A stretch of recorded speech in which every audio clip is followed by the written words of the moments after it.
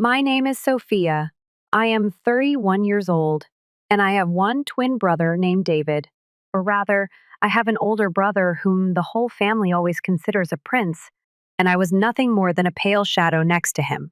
David was born 8 minutes before me, but in the eyes of my parents, he is like a gift from heaven, and I'm just a redundant part. Since childhood, David's everything is the best from clothes to toys to the opportunities his parents give him. What about me? You don't have to be demanding like David. Be humble. If you're a girl, you don't have to try too hard. At that time, I didn't understand why. I just know if I'm better than David, maybe my parents will pay more attention to me. I study better. Scores are always higher than David. The first place sports bettor has always won first prize, while David has never made it past the qualifying round. I good at everything, but his parents only praised him. Our David is very talented. David will have a bright future. I heard those sentences all my childhood. Every time I tried to show off one of my achievements, my parents just nodded superficially and quickly changed the subject to David. It was as if no matter how much I excelled, I was invisible. A ghost in my own home. When David got sick, the whole house was in chaos. Mom and Dad stayed up all night by his bedside, bringing him warm soup and medicine, fussing over his every little discomfort. When I got sick, "You'll be fine. Don't make a fuss." They barely spared me a second glance. When David wanted to play the piano, they bought him the best teacher in town. When I wanted to learn violin, they said, "Why waste money? Girls don't need to learn so much." Birthdays were the same. David had grand parties, expensive gifts, a room filled with laughter and admiration. I had a small cake and a quick happy birthday before the attention turned back to him. Even at school, teachers who met my parents would always say, "Your son is wonderful. You must be so proud." And they'd beam, nodding enthusiastically, as if I wasn't standing right there, waiting for even a single word of acknowledgement. I began to hate him. Not because he did anything wrong, David was just being David, but because he had everything, and I had nothing. So I worked harder. If I couldn't be loved, I would be feared. If they wouldn't acknowledge me as their daughter, I would make sure the world acknowledged me as something greater. And so, I made a promise to myself. One day, I would leave that house and become someone they could never ignore, even if it meant cutting all ties with them. Gradually, I understood one thing: no matter how good I am, they will never consider me important. When we reached high school, our parents made plans for David's future. He wants to learn painting, and his parents were willing to pay for him to study at one of the most expensive art schools. What about me? I want to study business. But my parents said, "You can take care of yourself. Don't rely on your family. Can I take care of myself? Why can David invest in everything, and I have to fend for yourself? I don't need their help. But I want to be treated fairly, yet that never happened. I did earn your own scholarship and was accepted into a prestigious university. I do many extra jobs, studying and working at the same time to pay rent, food, and books. What about David? His parents send money regularly every month, paying for everything for him. Even so, I still try to keep in touch with them. I hope that, if I succeed, maybe my parents will look at me in a different way. So when I graduate from college, I send invitation letters to parents, hoping they will attend. But they do not reply. I called. No one picked up the phone. A few days later, I received news from a relative. My parents are busy attending David's first painting exhibition. Exhibition? They chose to go see David's paintings rather than witnessing the most important moment of my life? I understand. I have no more family. I block their phone number, delete them from your life, and move to another city. I build your own life, don't need anyone. Now I am 31 years old, and I am one product manager in the food technology industry. After many years of work, one preparing to open my own company. I did buy your own house, buy your own car, no longer have to worry about money. I don't need family, and I have never regretted leaving them. Until 10 days ago, I received a call from an unknown number. I intend not to pick up the phone, but some hunch made me do the opposite. "Sophia, it's Mom." I'm silent. Haven't heard her voice in 10 years. "Your dad is dying. You need to go home now." My father is dying? There was a moment when I felt my heart ache. But then another voice rang in my head. Why do they remember me now? If Dad wasn't sick, would they ever get in touch? I do not know. But there's one thing I know for sure: I can't go back like nothing happened. I only have two options: or refuse and move on with your life, or go back and face the people I've been trying to forget for 10 years. I looked at the phone screen, my finger hesitantly before the button to decline the call. But in the end, I sighed and said, "Okay, I'll be back. Even though I'm no longer their daughter, I need an explanation for all the years they abandoned me. And I won't leave without an answer." I returned home after 10 years of no contact. There was no nostalgia, no sense of familiarity, just emptiness. The old city is still the same, but to me, it is no longer home. I walked out of the airport, took a deep breath, and called a taxi. The address I gave the driver is no longer my home. It's just a place I used to belong. When the taxi stopped in front of the big gate, I looked up at the two-story house where I grew up. Everything is still the same, but different in a way that is hard to describe. Maybe because I have changed. I got out of the car, took a deep breath, and rang the bell. The door opened. My mother stood there, looking at me with strange and emotional eyes. Sophia. Unable to hold back, she rushed to hug me. I stand still. It's been 10 years. Can a hug change anything now? But I didn't push her away either. Entering the house, I saw David. He sat on the sofa, still looking handsome. But there was something downhill. Her hair is messier than before. Her clothes are no longer as neat as when she was a child. The last time I saw David was when we were 21 years old. Now, looking at him, I don't see a brother. I just see a stranger. Long time no see, Sophia. His voice was still the same, but there was no longer the arrogance like before. I sat down in the chair opposite, silent. Finally, my mother broke the ice. "Do you want to come visit Dad?" I nodded. My father was lying in bed. His body was thin. His skin was pale from illness. "The last time I saw you," he was healthy, smiling and talking happily with David, while I was left in a corner. Now, he looked at me with tired eyes. "Sophia, you're back." I nodded, with mixed emotions. "I don't know if I have. Do you hate him? Are you angry with him? Or do you simply feel empty?" "Dad has something to tell you." I wait. And then he said it, which made me realize why I'm really here. I couldn't believe my ears. "After 10 years of no contact, Dad, don't ask me how I'm doing. Don't apologize for abandoning me." He pointed. "Please help me, David. David is in big trouble. He needs your help." I clenched my fists, feeling anger welling up. "Why? Why do I have to help him?" Dad coughed. His voice was weak. "Because he's your brother, and because I know you can handle it." I looked over at David. He did not deny it. I tried to stay calm. What did he do? David made a bad investment and lost it all. He owed a lot of money. I frowned. "And what does that have to do with you?" My father sighed. "We don't have any more money to help him." "But you do. You can save him." "Save him?" I laughed bitterly. "Like how your family's aided you all these years?" My mother chimed in. "Sophia, you are the only one who can help your brother. Do you want to see this family collapse? This family? The family that they are threw me out 10 years ago?" I stand up, looked straight at her mother. "Or not?" My mother was stunned. "Sophia, you can't know. I can't. And I don't want to either." David now spoke up. "Sophia, please." For the first time in my life, he begged me. But I don't feel pity. I was once the one who begged them to love me, and I know how painful that feels. Now it's their turn to need me. My father took my hand, weak voice. "Sophia, please. For Dad." I'm stiff. "Dad is about to die. No matter what, he is still my father. It is impossible to refuse a man on his deathbed." I sighed, then nodded. "Okay, I'll think about it." That night, I went back to my old room. I looked around, the walls, the old objects. Everything is still the same as 10 years ago. It's just that I have changed. I no longer is a 21-year-old girl yearning to be recognized by her family. Now, I'm just an independent woman stuck in an old game I thought I'd escaped. I lay down on the bed, closed my eyes. I know. Tomorrow, I have to make the most important decision of my life. I woke up with a heavy feeling in my heart. Last night, I agreed we'll think about helping David. But I don't promise anything. I am not the girl who is easily led by the nose like I was 10 years ago.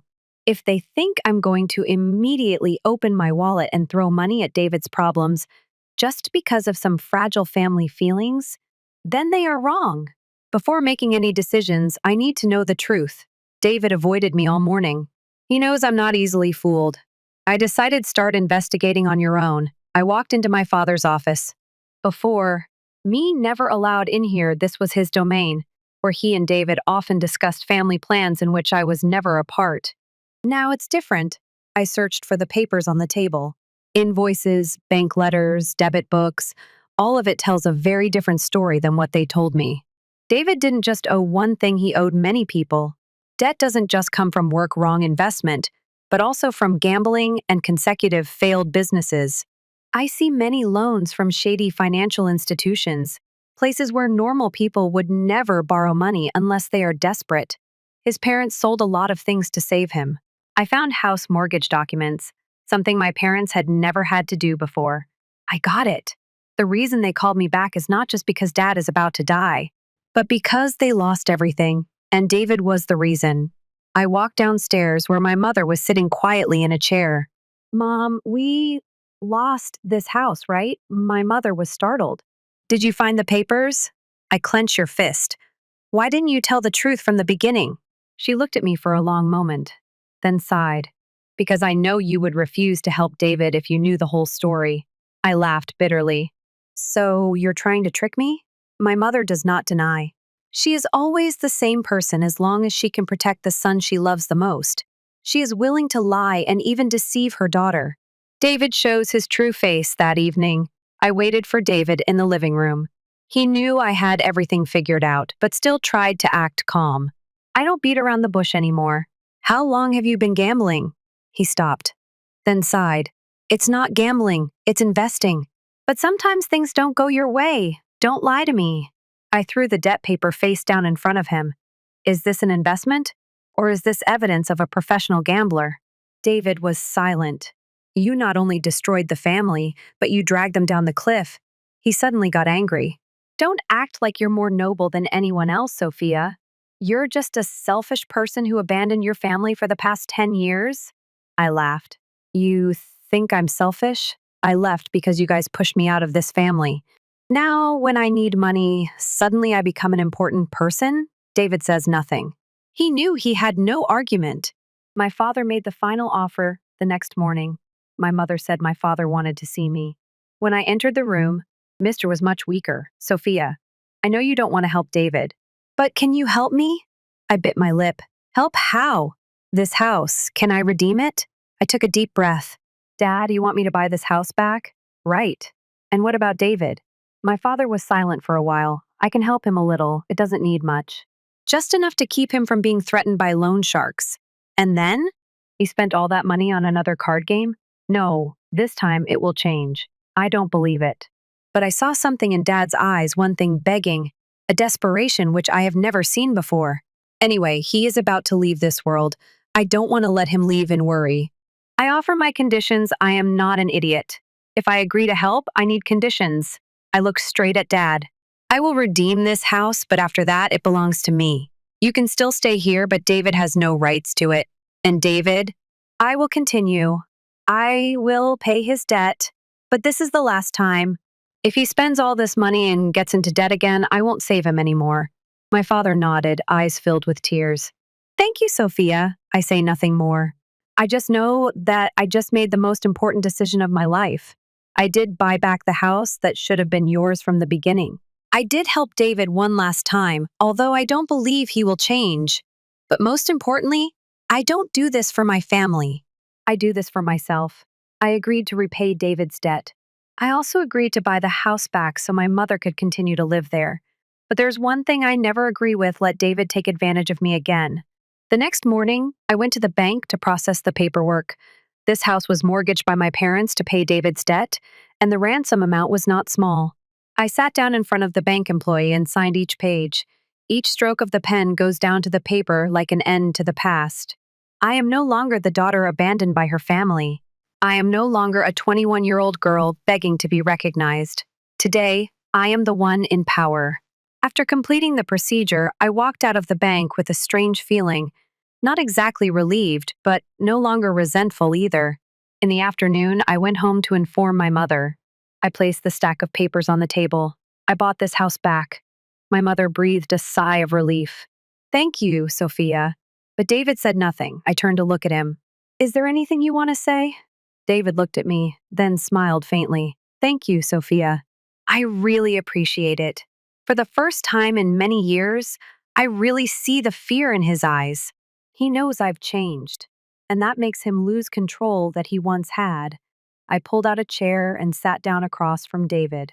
Now get this straight. How much do you really owe? He was silent for a moment, then said a lower number than I knew. I laughed. Don't lie. I've seen your debt papers. David clenched his fist. Okay, the amount I know is correct. I took out a contract that I had prepared in advance. I will repay your debt. But in return, you must sign here. David took the paper, skimmed it, then frowned. What? You want me to leave this house? I crossed my arms. Yes, I will repay your debt, but you must leave. If you agree, I will pay the entire amount immediately. David looks more shocked than ever. He is accustomed to having everything without consequences. But not this time. My mother's alarm. Sophia, you can't do that. He's your brother. I am uncompromising. It wasn't me who did it.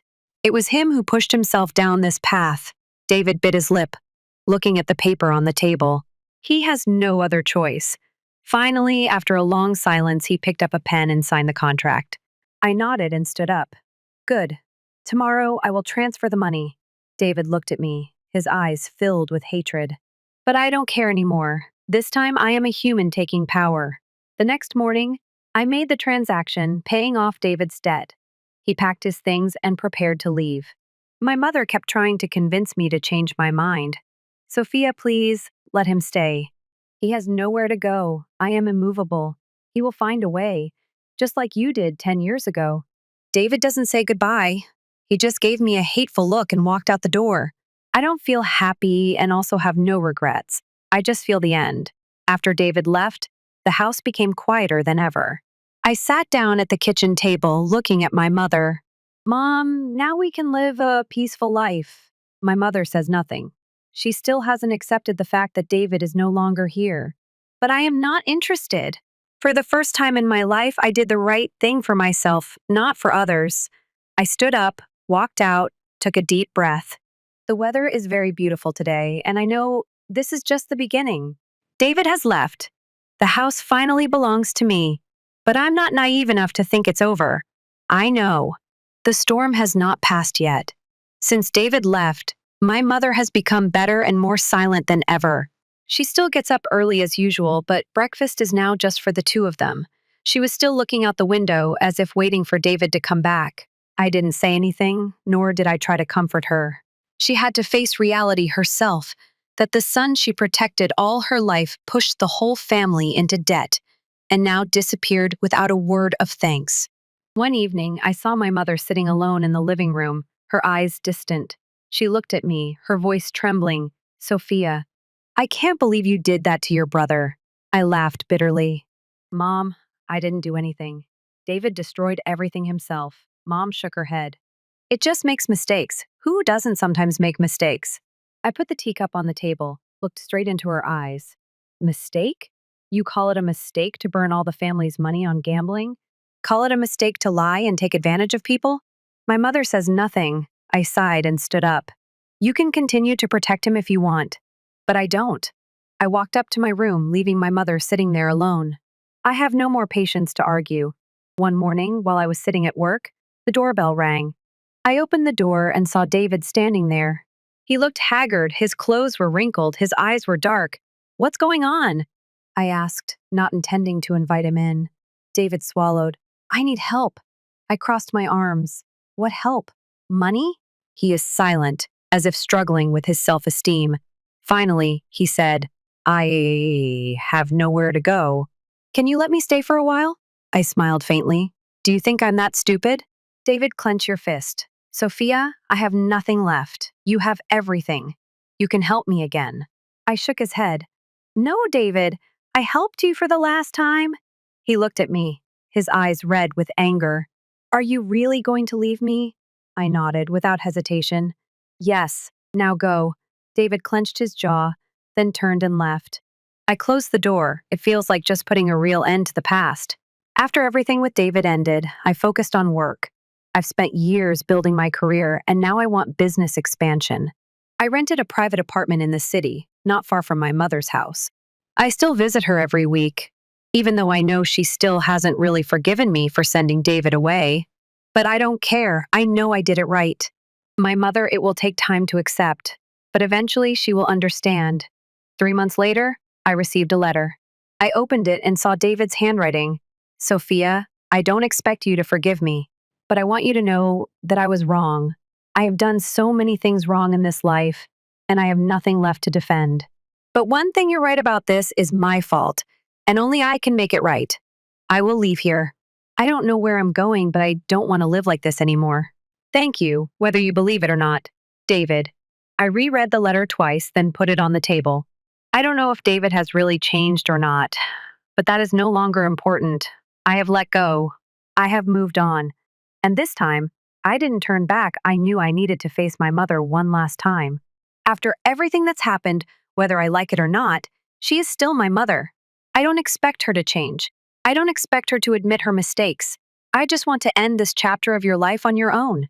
When I entered the old house, a strange feeling swept over me. This house is still the same as the day I left, but I no longer feel like it's home anymore. My mother was sitting at the dining table, a cold cup of tea in front of her.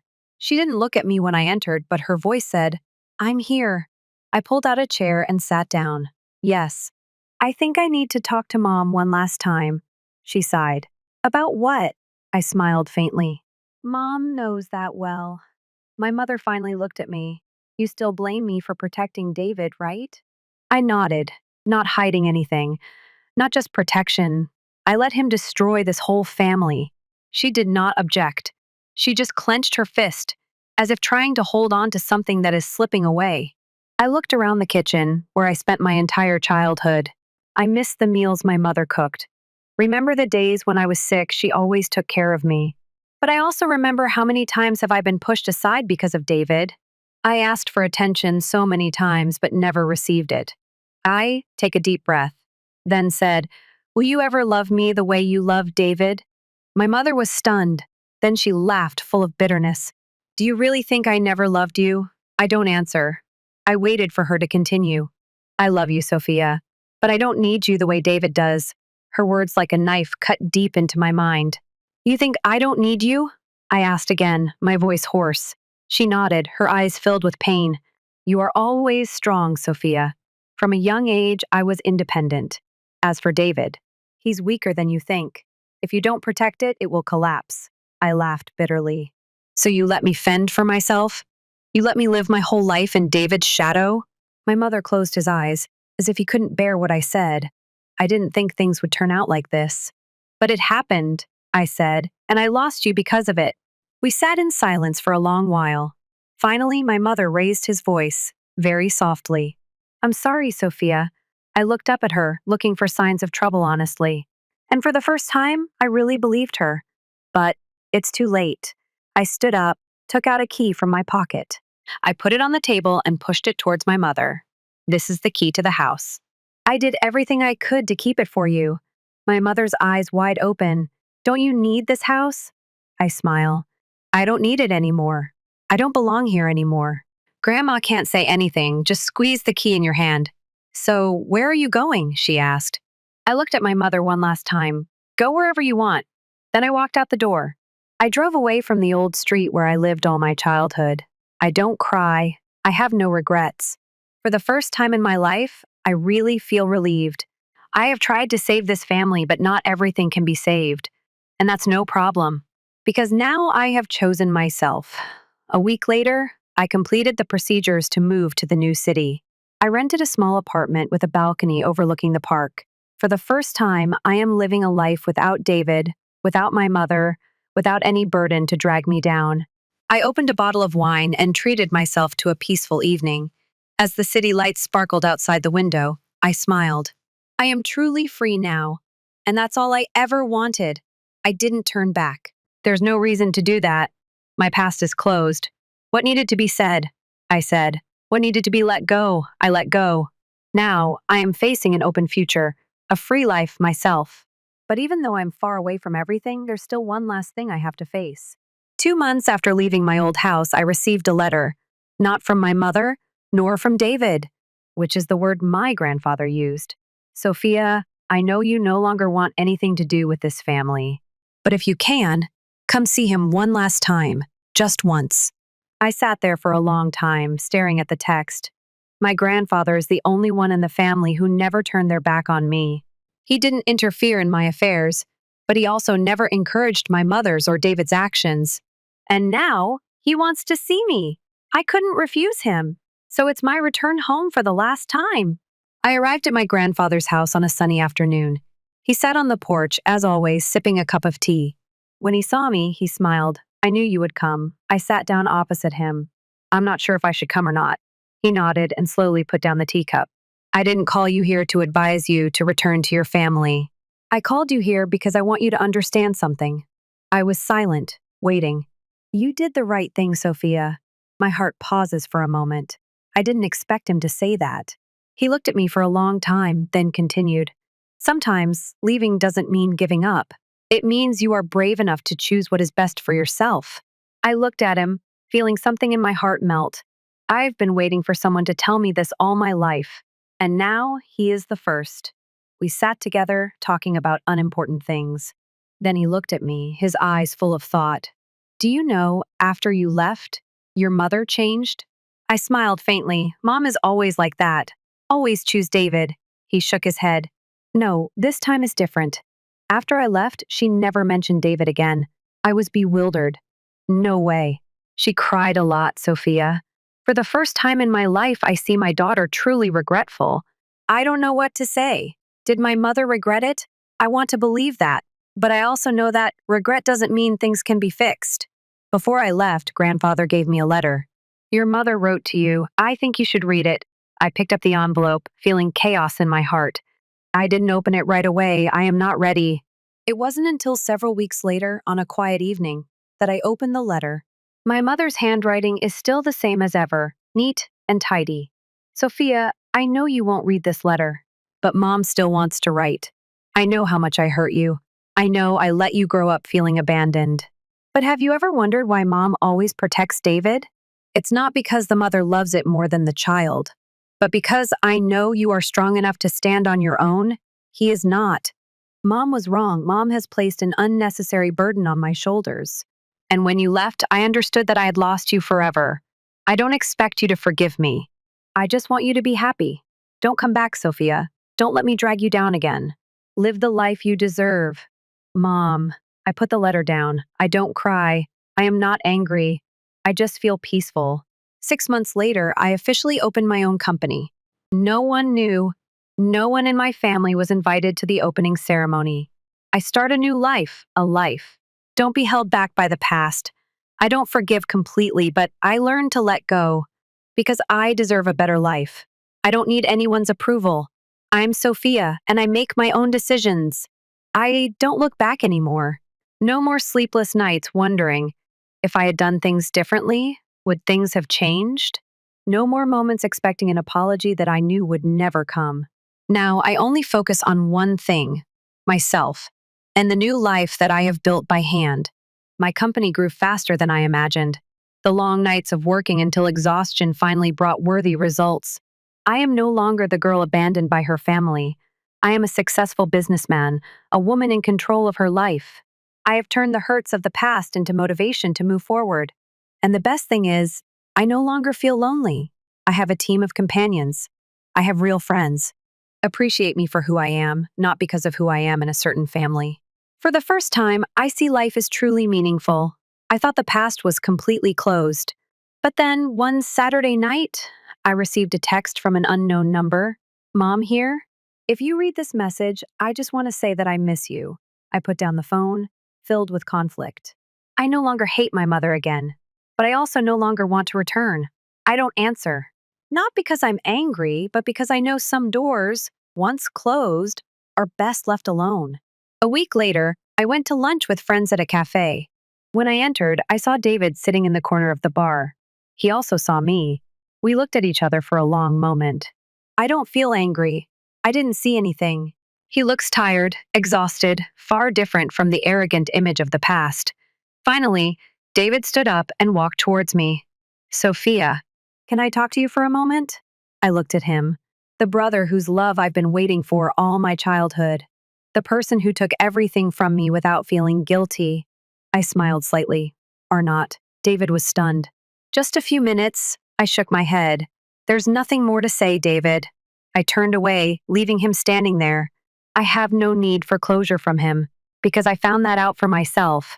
That night, I sat on my apartment balcony, looking out at the glowing city. I feel relieved. No more resentment. No more regrets. I've lived my whole life looking for love from a family that never really appreciated me. But now, I don't need that anymore. I found my own happiness, not for anyone else, not because of the past, but because I deserve it. Story 2. This narrative has a title. After using my college funds to care for my sister, my parents pleaded with me to spend Christmas at home. They are now pleading after I exacted my retribution. Hello, everyone. Prior to starting today's video, I need your assistance. One of the greatest ways you can help us out is to subscribe, since we've observed the channel is losing some of its popularity. It's simple, free, and helps us continue to provide you with amazing content.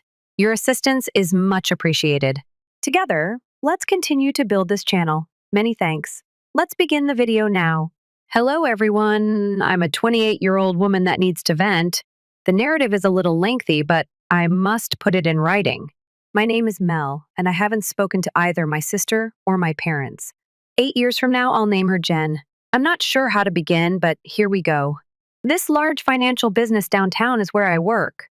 Those lofty buildings with the elegant lobby where everyone is dressed in suits, you know? One of those indeed. I do my work well, had enough saved to purchase a home. And I'm married to a 32-year-old man named Dan who is an excellent lawyer. To be honest, things weren't always this way, but now they're doing rather well. It was always about my sister, Jen, when I was growing up. My parents pampered her as if she were flawless, even though she is 3 years older. They thought everything she did was fantastic. Received a C+ in mathematics. She did her best at least. Left college early. Not everyone is cut out for college. Married a man she met at a petrol station when she was 19. Young love is very lovely. In the meantime, I was studying really hard, earning straight A's, trying to get into a decent college, and working part-time at this dull office supply business. However, my efforts were never sufficient. For example, they would have said, "That's nice, honey, if I had found a cure for cancer." However, have you seen Jen's new hairstyle? When I received my letter of acceptance to college, the real issue began. For me, having a partial scholarship to study finance was quite important. This has been in the works for ages. My dad's mother, my grandma, had left money for my schooling. In addition to my savings and scholarship, it wasn't much. Everything would have been covered. Maybe, just maybe, they would be proud of me at last, I thought as I ran home that day. I discovered my mother, as usual, going through her phone while seated on the couch. Dad was watching TV in his normal recliner. Parents? I entered. I held up the letter to them. Mom hardly raised her head. That's good, sweetheart. Could we then discuss the college fund? Grandma's money, you know. Dad shut off the television at that point. That is never a good indication. He began to avoid looking at me by performing that thing. We needed to do something different with that money. I received the impression that I had been doused with freezing water. What are you saying? You are aware of how costly weddings are these days, and Jen's wedding is approaching. I simply stood there, attempting to take in what I was listening to. My education funds had been stolen by them. My grandmother used the funds she gave me expressly for my schooling to pay for Jen's third wedding. Yes, you read correctly. Third, by the age of 23, she had already experienced 2 unsuccessful marriages. I went crazy. Began shouting that it was unjust, how Jen was always chosen over me. Mom became defensive, and that I should be pleased for my sister, and that I was being selfish. As usual, when there was a disagreement, Dad merely sat there looking uneasy. I packed my things and departed that evening. I just took what my automobile could hold. To get to Aunt Pat's residence, I took a car. My mom claims she is overly opinionated. Therefore, even though she is her sister, They almost never speak. Interpretation. In fact, Aunt Pat confronts them about their BBS. Without doubt, Aunt Pat took me in. She had been saving for her son's college fund, but he had died a few years before in a car accident. I learned later. I only accepted her offer of college financial aid on the proviso that I repay her in full.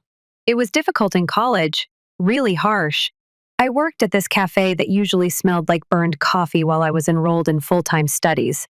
In order to preserve my scholarship, I had to maintain a specific GPA. I essentially lived at the library as a result. But what do you know? I succeeded, graduated with distinction. Within 2 years, I got a position at the financial business where I currently work and paid Aunt Pat back in full. I met Dan there as well. We continued bumping into each other in the break room while he handled some legal matters for the firm. The rest is history.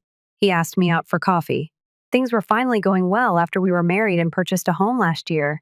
It had been a long time since I had spoken to my folks, similar to no touch. Nothing, no emails, no calls. Jen never used my number even though she had it. Probably because Aunt Pat told them my parents sent a card upon my graduation, but that was about it. That's the backstory then. All of this had to be explained. Thus, what followed made sense. But last Christmas, it all began. My Aunt Pat had been acting strangely for days, so I know I should have anticipated it. As if she would speak on the phone and then stop herself. However, I was too preoccupied with my job to pay any attention. It was customary for Dan and I to spend Christmas Eve at Aunt Pat's. Her cinnamon buns are so delicious that they fill the entire home with their wonderful aroma. At midnight, we typically simply hang out, watch movies, and unwrap one gift apiece. You know, it's cool. We arrived to her house at around 6 o'clock. I'm lugging this enormous platter of sweet potato casserole that I made. I try, but it's probably not as excellent as hers. Dan also has the presents. I could sense a problem as soon as I opened the door. Too many shoes near the entrance and too many jackets on the rack. Then I heard them. My sister Jen talking loudly about something, my dad's voice and my mother's giggle. I froze at the doorway, literally. Because I stopped so abruptly, Dan ran me over. The casserole nearly flew. 8 years. I hadn't seen any of them in 8 years. They were seated in Aunt Pat's living room as if they were supposed to be there. Most of Mom's hair has turned gray. She used to follow a strict diet. Dad had gained a lot of weight. And Jen, well, Jen had the same appearance. However, she suddenly had 2 children clinging to her legs that I had never met. Aunt Pat, who appeared on the verge of tears, hurried over. I'm really sorry, Mel. An hour ago they arrived. Your phone went directly to voicemail when I tried to call. Due to work-related matters, my phone was in my bag on quiet. Excellent timing, correct? I was unable to physically move. My feet wouldn't work. We can leave if you want, Dan murmured, placing his hand on my back. But my mother saw me before I could respond. Mel, my love. Like we'd seen each other yesterday, she rushed over. Tried to give me a hug and all that. I retreated so quickly that I ran into Dan once again. Why are you here? My voice also sounded strange. Hello! Christmas is here. That's how Mom said it. Described everything. Christmas should be spent with family. Dad was still giving his weird half wave while seated in his chair. Although Jen was occupied with her children, I could tell that she was keeping an eye on them. God, I looked perplexed and didn't even know their names. The oldest one, a youngster of around 7, undoubtedly wanted to know who I was, so he whispered something to Jen. I had to set down the dish before I dropped it, so I headed directly to the kitchen. Breathing was necessary. Pat's residence and my safe haven had always been the kitchen. I had spent a lot of time here helping her bake or completing schoolwork. Dan came in behind me. That's how good he is. I'm always aware when I need help. Are you all right? Untrusting myself to speak, I shook my head. And Pat entered, looking wretched. When they arrived, they expressed a desire to put things right. You know your mother, but I warned them. It wasn't a good idea to surprise you in this way. Yes, I was acquainted with my mother. Queen of doing as she pleased and then having to face the fallout. Now I could hear the children in the living room having fun. There was Christmas music playing. Everything seemed so wrong. It was as if I had entered a parallel reality in which the previous 8 years had not occurred. Shall we leave? Dan repeated his question. Already he was grabbing his vehicle keys. I nearly said yes, sincerely wanted to accept. Then I noticed Aunt Pat's expression. She prepared all of this food and arranged everything so beautifully, and here she was in the midst of all of this chaos. No, I responded at last. This is how we do it. I will not allow them to spoil it. Dan gave a nod. Pat squeezes my hand and he understands me. Please give me a moment, I remarked as I made my way to the rear entrance. Air was needed. Outside, it was chilly. The cold felt amazing and helped me decompress, but I hadn't reached for my coat. Through the kitchen window, I could see everyone appears to be acting normally as they go around inside. Like any other Christmas Eve family, my mother came out at that point, did not even bring me a coat. Normal. You're going to get sick, she warned, as if she had been telling me that every day for the last 8 years. As if she was entitled to behave like my mother at this point.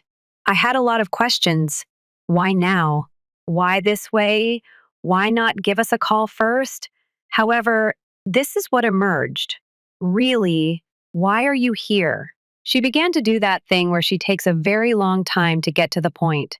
Jen is the subject. It was about Jen, of course. When wasn't Jen the focus? How about her? She is undergoing some adjustments. I waited. This is what Mom always does. She keeps talking in circles until someone forces her to stop. At last, she announced that Jen was divorcing again. I simply gazed at her. Was it meant to be news? Like, the divorce of Jen happened about as frequently as the sun rising. She needs some time to rebuild her life and find herself, I said. Her tone unnerved me for some reason. What am I supposed to do with that? Dad came out at that point. I still don't have a coat. By the way, he had the same expression on his face when he informed me that my college funds had been used. He tried to seem businesslike as he said, Mel, for yourself you've done well. Well done. A steady marriage and a nice home. I didn't like the direction this was taking. I assumed they were there to express regret or to apologize. However, no. They still want to utilize me to assist Jan, even after all these years have passed. We were contemplating. Mom got right in. Perhaps you could spend some time with Ben and Lisa. I honestly believed I had misheard. Just take them till Jen is able to stand again. Dad hurriedly added, she needs time to get her act together, find a new home, and maybe return to school. As I stood there, I tried to take in their words.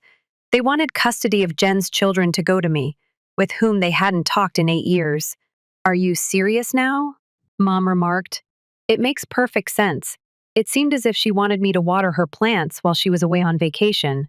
That large mansion is yours. Dan does a fantastic job. Additionally, you occasionally work from home. Approximately twice a month, I work from home. The children would still have structure and stability. Jen is also in dire need of this opportunity. To what end? I broke up the celebration. The fourth husband. Mom's expression tightened. It's unfair. Unfair. I laughed, but not because I found anything amusing. What's unfair, you ask? Requesting that I raise someone else's children at Christmas after 8 years of quiet. Dad attempted to intervene. Mel's number now. Just. No. In any case, where is Jen? Why doesn't she ask me directly? Just as expected, Jen popped up at the doorway. The entire time, she must have been paying attention.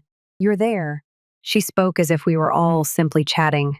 I wanted to know where everyone had gone. She was accompanied by the children, Lisa clutching this teddy bunny that has seen better days, and Ben looked drowsy.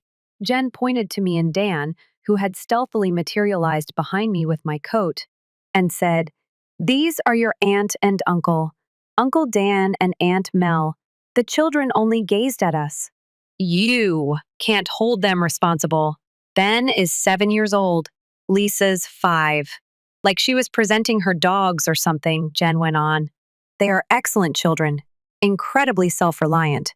Ben is even capable of preparing his own breakfast. One of her selling points was the way she said it. Caused pain in my stomach. It should not be necessary for a 7-year-old to prepare his own breakfast. For the first time, Dan raised his voice. There should be more conversation on this, in my opinion. Not on Christmas Eve, perhaps. Jen wasn't amenable to his attempts at diplomacy. Bless him. What is there to talk about? Everything is yours. No children, big house, nice employment. It's flawless. I only require, say, 6 months, a year, or more. What I was hearing was unbelievable. Yes, indeed. I need to organize my life. Perhaps take a little trip. Determine my desires. How about their father? Jen waved her hand dismissively as I inquired. Oh, he is worthless. Most likely in Vegas or some other place. I had to inquire. Which one? Dad. First place. 3 or 2? Mom let out a gasp. Mel. Jen, however, only chuckled. Second place. The top one relocated to Canada. Third, too. He doesn't really count, though, because that marriage was dissolved. Jen grabbed my arm as I turned to walk inside because I couldn't handle it. Help me out here, sis, please. I must have this. I'm choking. Her touch on my arm caught my attention. Looked at the children. I looked at my parents, who seemed to be monitoring the entire situation as if everything would go according to plan. It shouldn't have ended with a single word. I assumed things would settle down after that disastrous Christmas Eve, as if they may understand and stop bothering us.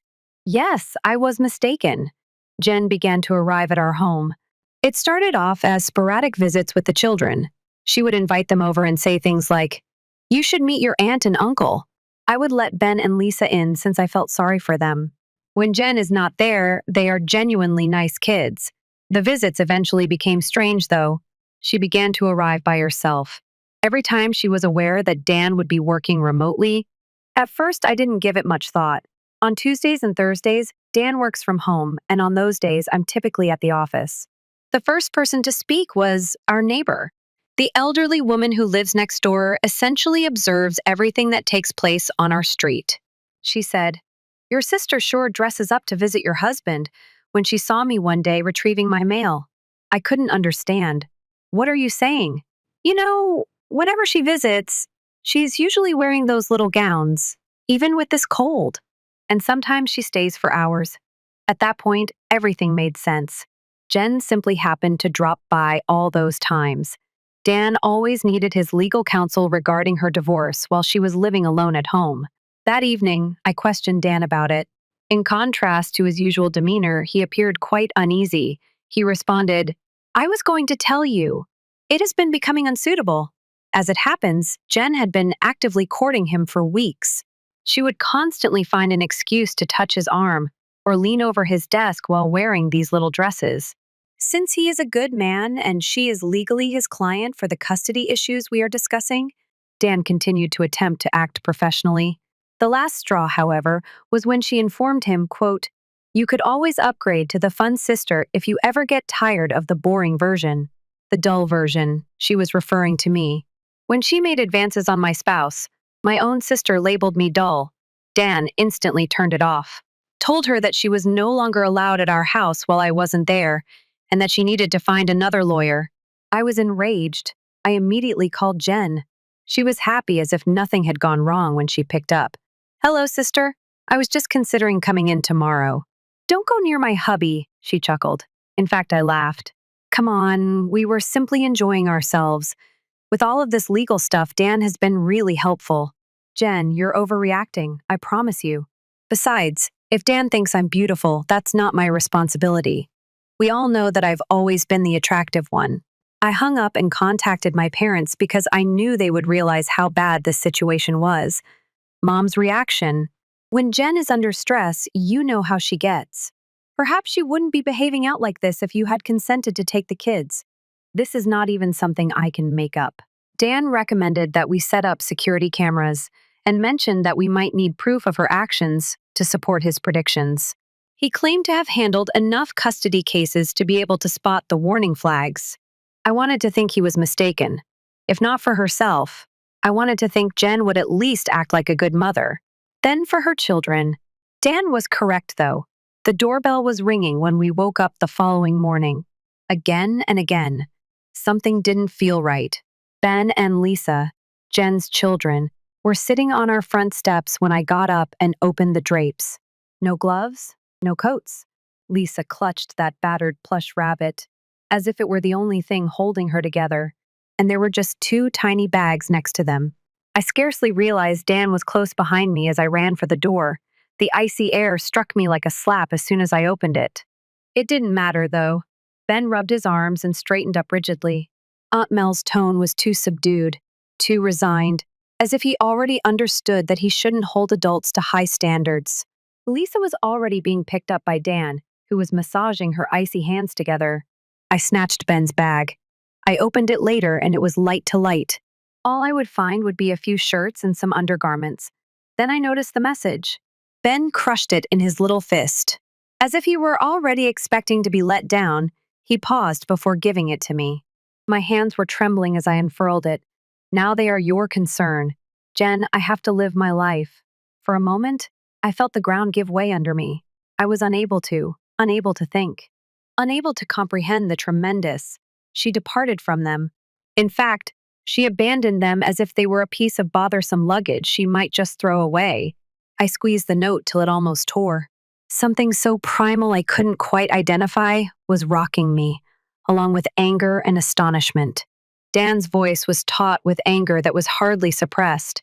Now bring them inside. Ben was too heavy for me to lift, but I picked him up and closed the door behind us. Jen had left and had no intention of returning. Dan went into full legal gear after that. He's generally rather relaxed, but this is the most irate he's ever been. I got their baggage while Dad took the kids inside. There were only a few t-shirts and some underpants stuffed into the bags. Lisa was grateful that her teddy rabbit was around since she couldn't sleep without it. We took pictures of the baggage, the letter, and everything else. We are grateful that we have security cameras. At 4:30 a.m., they saw Jen dropping the children off and leaving in her old Honda as I was preparing breakfast for the kids. They were going hungry, hadn't eaten since the previous evening's meal. Dan was making a lot of phone calls. To submit a report, he first called CPS and then the police. Next is his legal partner who focuses on family law. At about midday, my folks arrived. As it happens, Jen texted them to let them know that the kids were now with Mel. Everything is fine. As if leaving your kids on someone's doorstep and then vanishing was completely natural. Mom began by making her customary justifications. Jen is simply overburdened. She requires time. When she's ready, she will return. Dan, please stop that immediately. Jen is no longer at the center of this. This is the abandoning of a kid. It's illegal. They're relatives, even if Dad attempted to argue. We can deal with this in private. No. We're following the book, Dan remarked. Those children are not worthy of becoming Jen's puppets. My mother began to cry at that point. However, she will face consequences if you report her. Yes, I said. That's the main idea. I know they could hear everything, but the kids were in the next room watching TV. Ben continued to gaze at us with this concerned face. At 7 years old, he is far too accustomed to dealing with adult issues. CPS arrived around 2:00 p.m. They took photographs and interviewed every one of us, examined the home. It was a very pleasant social worker. She spent some time talking to Ben and Lisa alone. She was really worried when she emerged. It turns out that Jen has done a similar stunt before. She had previously abandoned them, sometimes for days, with strangers. Since he was 6'6", Ben has been looking after Lisa. He helps her get dressed, prepares her food, and makes sure she brushes her teeth. No child should have to raise their sibling like a parent. We phoned everyone we could think of and attempted to locate Jen. At last, one of her pals broke the silence and informed us that Jen had purchased an airline ticket to Las Vegas. It looks like she's moving in with a guy she met while playing video games online. She didn't even bid her children farewell. Dan requested temporary emergency custody, claims that it's the quickest option to guarantee the children's legal protection until everything is resolved. CPS concurs. If the children are stable, they don't want to enter the system. Their family is willing to take them. My parents are pleading with us over the phone not to destroy Jen's life. They fail to understand. Jen's own life was devastated. Our only goal is to prevent her from ruining her children's life as well. We are currently awaiting a court date. Until then, the children will remain with us. Dan has temporarily transformed his home office into a bedroom for them. He is incredible with them.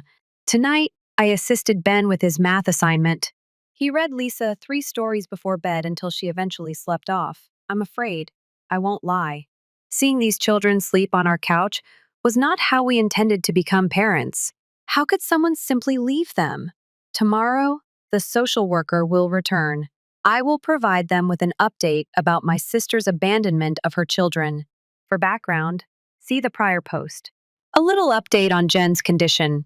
She continues to publish pictures of herself in casinos and swimming pools in Vegas, as if she hadn't simply left her children behind. In the meantime, my parents' relationship became much more tangled. Therefore, yesterday, CPS summoned a family meeting. In Dan's office, we all took a seat at this large table. Thank God. The children were with Aunt Pat since the situation was difficult.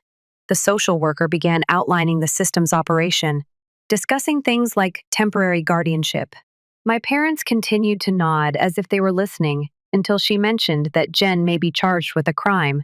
Mom broke down in tears and said that even if everyone makes errors, she is still their mother.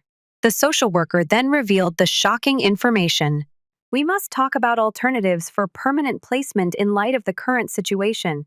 Mr. and Miss S. The maternal grandparents are my parents' last name. Prior to considering foster care, you would be our first option. Their faces should have been visible to you all. Dad began to stutter. No, we are unable to. We're too old. There isn't room for us. Mom got right in. In addition, Mel and Dan own that large home. They're young. They are wealthy. It was like seeing a reenactment of history. Different circumstances, same justifications. Brought up memories of that day. They informed me that Jen's wedding had been paid for using my education funds. Bless him, Dan wasn't buying any of their justifications. He pulled out some documents and remarked, "Actually, there are 4 bedrooms in your home. The problem isn't money. You recently took out a home equity loan to remodel your kitchen. Additionally, you are legally required to be given priority placement as grandparents under state law." My father's face flushed. "Look here now, young chapter," Dan interrupted. "No, you see here." He never speaks louder. But gosh, people pay attention when he speaks in a lawyer's tone. Your daughter tossed her kids at us after leaving them behind.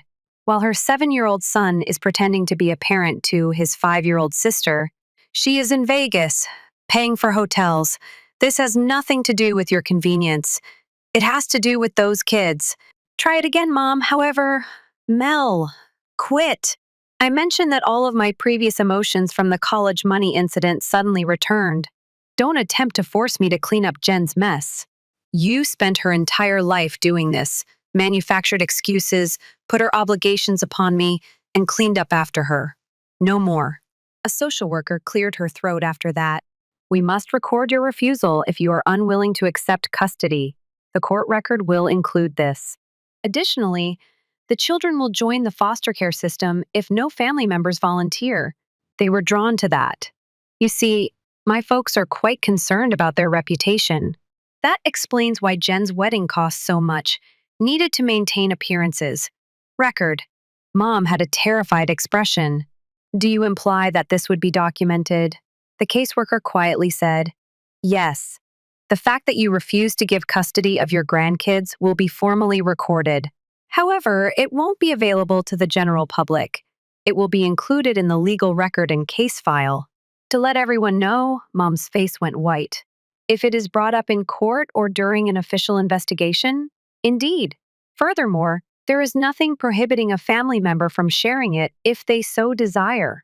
The opening and closing of Mom's mouth resembled a fish struggling to breathe. The hour that followed was crazy. My parents made every effort. Tears, guilt trips, and even offers of money. Isn't that ironic? My parents had signed temporary custody documents before the conclusion of the meeting. Tomorrow, they will pick up the children. Every week, Misty will conduct checks. Dan has ensured that they cannot simply return the children to Jen in the event that she appears. Now, everything must pass via the legal system. It makes me feel strange. Like, I'm sure it's what's best for the children. They require consistency. However, seeing my parents act morally only because they had no choice evokes a lot of the past. Earlier, Ben asked me whether this meant he was no longer responsible for Lisa. God, these children were so deserving of better. I have no idea how things will proceed from this point on. Let's hope for the best. However, I'll keep you all informed. The last update. An update on the current state of affairs with my sister's child abandonment. View earlier posts. All right, Reddit has a lot to tell you about. Do you recall Jen's extravagant lifestyle in Vegas? Yes, that was short lived.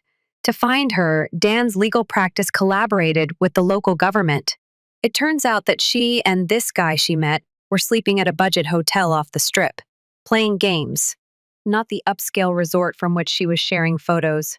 She was only loitering in the posh hotels, posing as though she was staying there and snapping pictures. According to the complaint, the police arrived at her hotel room on Tuesday morning. She attempted to explain that the children were okay with their sister and that she was only on vacation. It did not impress the police. Yesterday, they brought her back. I won't lie. It felt strange to see her in handcuffs. She didn't appear to be the self-assured sister who had been pursuing my husband and insisting that we take care of her children. She appeared little and afraid. The accusations are rather grave. Abandonment of a child, neglect of children. She left them with us earlier. Risk to children. Dan claims several other legal things are awful, but I don't completely grasp them. Last Monday, Ben and Lisa were interrogated by the DA's office. In a process known as a forensic interview, they questioned children about possible abuse or neglect. Ben filled them in on everything. How he has been looking after Lisa since he was 6 years old. How Jen would spend days away from them. How she used the money for herself and occasionally left them without food in the house. When asked about meals during her interview, Lisa broke down in tears and expressed her fear that they might have to go without food once more. I had to get out of here. My folks are in a panic. They keep pleading with Dan to put an end to this. He flatly refused, warning them that they may also lose custody of the children if they attempted to obstruct the judicial proceedings. Mom is mentally sick, yet she attempted to hold. Excuse me? Yes. No. Jen does not have a mental illness. She is merely self-centered, has always been present and conducted a psychological evaluation as part of the case. However, according to Dan, it's regular practice. The Vegas gambling dude? As it happens, he was unaware that Jen had children at all. She described herself to him as a wealthy, unmarried woman seeking adventure. In fact, after learning the facts, he called Dan's office, wishing to assist in the case, sent screenshots of every discussion they had in which she boasted about being completely free and without obligations. Jen is no longer speaking to any of us. Despite being advised to keep silent by her court-appointed attorney, she sent me this lengthy text last night. Are you content now? At last, you managed to get everyone to focus on you rather than me. That everything was planned by you. You were always envious of Mom and Dad's greater affection for me. Congratulations, then. Now that you've destroyed my life, I hope you're content. I didn't answer. What can be said? In the dead of winter, she left her children on my doorstep. This is what she did to herself. Her hotel room was even searched. They discovered receipts for pricey dining establishments and luxury clothing. She was wealthy. She just decided to spend money on herself rather than her children. Additionally, it has been 6 months after Jen's incident. Last week, the legal matter was finally concluded. Jen accepted a plea bargain. She will serve 18 months in a state jail, with the option of release after 12 months, along with 5 years of probation. She also forfeited her parenting privileges. The magistrate wasn't joking, mentioned how her continuous neglect and eventual desertion demonstrated a total lack of concern for her children's welfare. To everyone's astonishment, my parents really got their act together. I believe that something shifted when the court heard what Ben and Lisa had gone through and ultimately saw all the evidence. Mom actually testified in court and stated that Jen must be held accountable. I never imagined that would occur. The children's performance has improved. It's actually better than only pretending to be brave. Better. Although they still reside with my parents, everything has completely changed. The custody agreement required my parents to attend parenting seminars. Dan's suggestion? He's quite intelligent about this. They have placed the children in reputable schools, furnished their bedrooms appropriately, and enrolled them in weekly therapy sessions. After everything calmed down, my parents made an effort to get in touch. Dad apologized in a lengthy email regarding the education fund, how his perspective has changed. Mom says she wants to start over and keeps attempting to call, but what do you know? You can't simply apologize for everything. Silence for 8 years. After that, they only arrive when they are in need. No, I'm finished. Aunt Pat has been incredible over this entire ordeal. She frequently comes to see the children at my parents' residence. Verify that they are indeed caring for them appropriately. The children love her. She is referred to as Grandma Pat. It feels more appropriate than my parents being grandparents, to be honest. Jen is where she belongs in jail. She wrote me a theatrical letter that was filled with self-pity and excuses, discussing how her time in jail altered her perspective and how she now views the world differently. Not a single question regarding her children. Jen, classic. She is still the main focus. That letter ended up in the garbage. Every other weekend, Dan and I get to see the kids, but not at my parents' place. We remove them after picking them up. Parks, movies, and typical aunt and uncle activities. Last week, Ben asked me if I was upset with my parents. Told him the truth. That adults' sentiments for one another can occasionally be complex. However, that does not alter our affection for him and Lisa. I'm frequently asked if I'll ever forgive Jen or my parents. To be honest, there are certain things from which you cannot recover. Indeed, they are now caring for the children, but only because they were compelled to. They are still the same. They just ran out of choices. So here we are. The children are secure. They are stable. Even when things aren't ideal, my parents and I just talk about the children. No private discussions, no needless drama. Sometimes the best option is to be far away. Regarding myself, well, life goes on. Oh, and Dan is ecstatic about my pregnancy, which I just found out about. Edit. I appreciate all of your help during this insane adventure. Reddit. You don't realize how much you guys helped. Second edit. Ben and Lisa are aware that they are welcome to phone us at any moment. For this reason, we purchased them their own phones, kids models with parental restrictions. Third edit. To everyone who inquires, the cats still enjoy spending weekends with the children. In fact, Ben is assisting me in teaching the new kitten routines. Final revision. After this post, this account is most likely going offline. After everything is completed, Dan advises against posting too many details online. Know that we're all doing okay. Story 3. My sister's lies ruined my life, and my family disowned me, is the title of this narrative. Years later, they want me back. Hi there, everyone. Prior to the start of today's video, I need your assistance. One of the greatest ways you can help us out is to subscribe, since we've observed the channel is losing some of its popularity. It's simple, free, and helps us continue to provide you with amazing content. Your assistance is much appreciated. Together, let's continue to build this channel. Many thanks. Let's begin the video now. Man, I spent the last hour or so trying to figure out how to begin just gazing at this blank screen. I should just dive right in, I suppose. It has taken me years to be prepared to put all of this into words, and it is quite serious stuff. So, my name is Eric, I'm 33 years old, and I'm a man now. This tale is about how my sister, Anne, ruined my life by lying to me. What followed? But you have to know what things were like before everything went wrong in order to comprehend anything. We were quite close while I was growing up, like perhaps even closer than most siblings. Despite our 4-year age difference, we were essentially great friends. Given all that transpired, I realized that seems strange today, but that was simply commonplace back then. You know? In school, I was never the smartest kid. Grades were always a problem, and most classes were barely passed.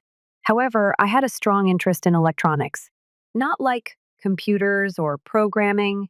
It's more like disassembling and reassembling things. Began with vintage radios and TV remote controls that I would find at yard sales. I had a soldering iron, multimeters, and crates of circuit boards and cables in my room by the time I was 16. Given that I would spend hours in there with the door shut, my folks found it strange. Yes, later on that becomes significant. But Anne understood. I started taking it seriously when she was around 10. She would spend hours watching me work while she sat in my room. She would constantly interrogate me about the functions of certain sections, the reasons for the connections I was making, and other such things. She would occasionally hold items as I soldered, or assist me in organizing my pieces. It was our thing. However, our parents undoubtedly played favorites and had this ideal child. The gymnastics team at Straight A Council of Students, the entire bundle. I was spending all of my time at the skate park or in my room with gadgets, hardly making it through my classes. Anne, however, was always there for me. Similar to this situation during my junior year. Instead of being suspended, I made up a story about how I was just holding the cigarette for someone else who ran away after I was caught smoking behind the gym. I even went so far as to cry to the principal about how I was trying to change my life and that a suspension would ruin everything. The principal was completely on board. She assisted me with the second homework. She explained things far more clearly than my instructors did, as if she would explain mathematical issues in a way that I could truly understand. To be honest, that was probably the only reason I completed high school. I also took care of her. I was rather protective since I was the big brother. Too protective, maybe. Taking a look back, I was the first thing any guy who wanted her had to deal with. I simply didn't want some random guys to bother my little sister. I wasn't trying to be rude. They never passed judgment on me, even when I started getting into problems, going out late, and hanging out with the wrong crowd. She would pretend to be our parents in my place. Give me an explanation for missing curfew. I once got home at 3 in the morning, and she was waiting for me while sitting on the porch. I just wanted to make sure I arrived home without incident. Perhaps, in hindsight, we were too near. Perhaps that's why many found it so simple to trust her subsequently. But everything seemed natural at the time. She was my dearest friend and sister, the only one who truly understood me. Our parents made an effort to pique my interest in everyday things. Even if they had enrolled me in after-school programs or sports teams, I consistently returned to my electronics. However, they believed that I was squandering my time and would stand up for me. "He does it well. Let him do what he loves," she would remark. And occasionally I make an effort to recall the younger sister who had faith in me when no one else did. The person who trusted me enough to confide in me about her issues, who would bring me food while I worked on projects, and who would defend me in front of our parents. Fuck, writing this is more difficult than I anticipated when things began to come apart. At the age of 18, I had just completed high school, and at the age of 16, I was beginning to attract the attention of boys at her school. Being the overly cautious sibling I was. Like any older brother, I did what I had to do, scared them away. I wasn't exactly beating them up. I just made sure they were aware of my presence. Jake was one of the guys that was really obstinate. An elderly man who drives a luxury vehicle that his parents purchased for him. Typical stuff for affluent kids.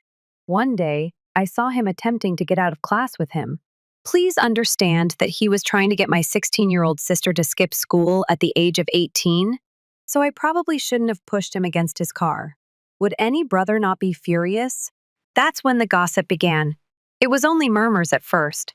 People at a school were remarking on how strange my extreme protectiveness was. Then things worsened. Someone began to claim that I wanted her for myself, which is why I didn't want other males around her. That kind of crap is sick.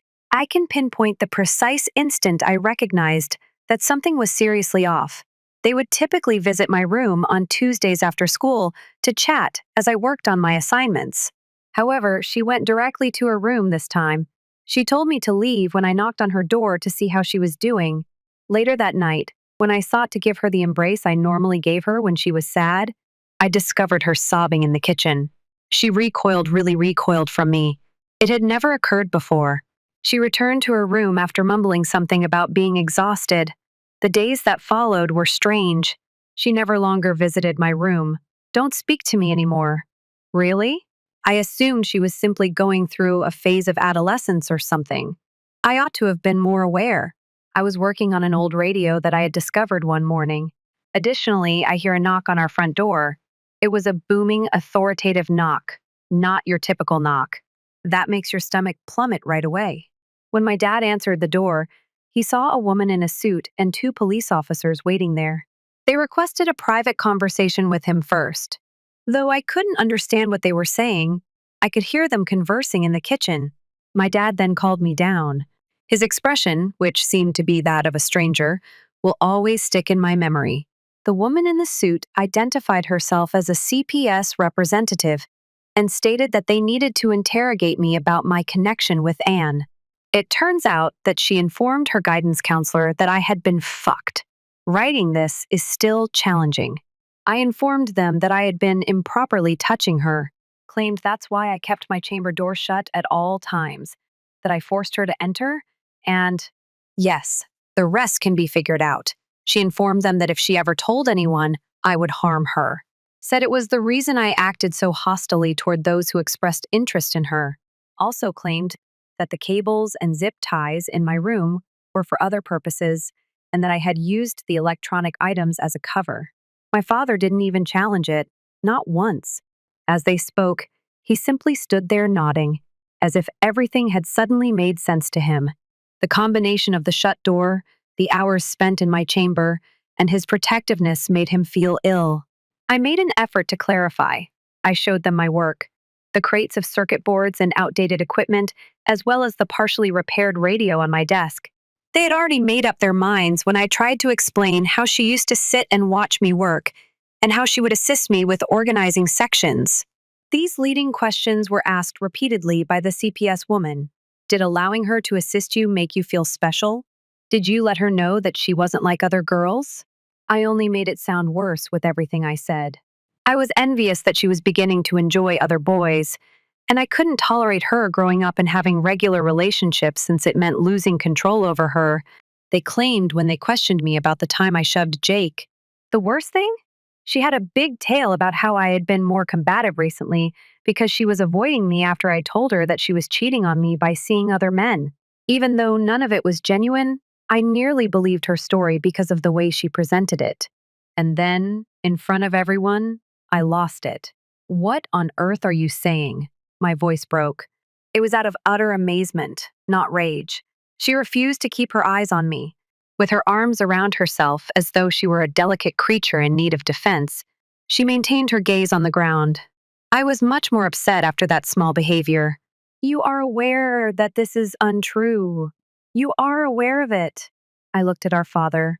In a desperate situation. Dad. You know me, come on. I wouldn't stop. His face was steady and his voice was quiet. He had never previously looked at me that way. I'm not let down, not upset, just finished. You're not even interested in listening to me. I moved nearer, but he flinched and raised his hand as if I were a threat. She lost it. That was it. I knew then. You can't take this seriously. I lowered my voice. I immediately lost all of my strength. I gave Anna another glance. Observe her closely. She continued to avoid eye contact.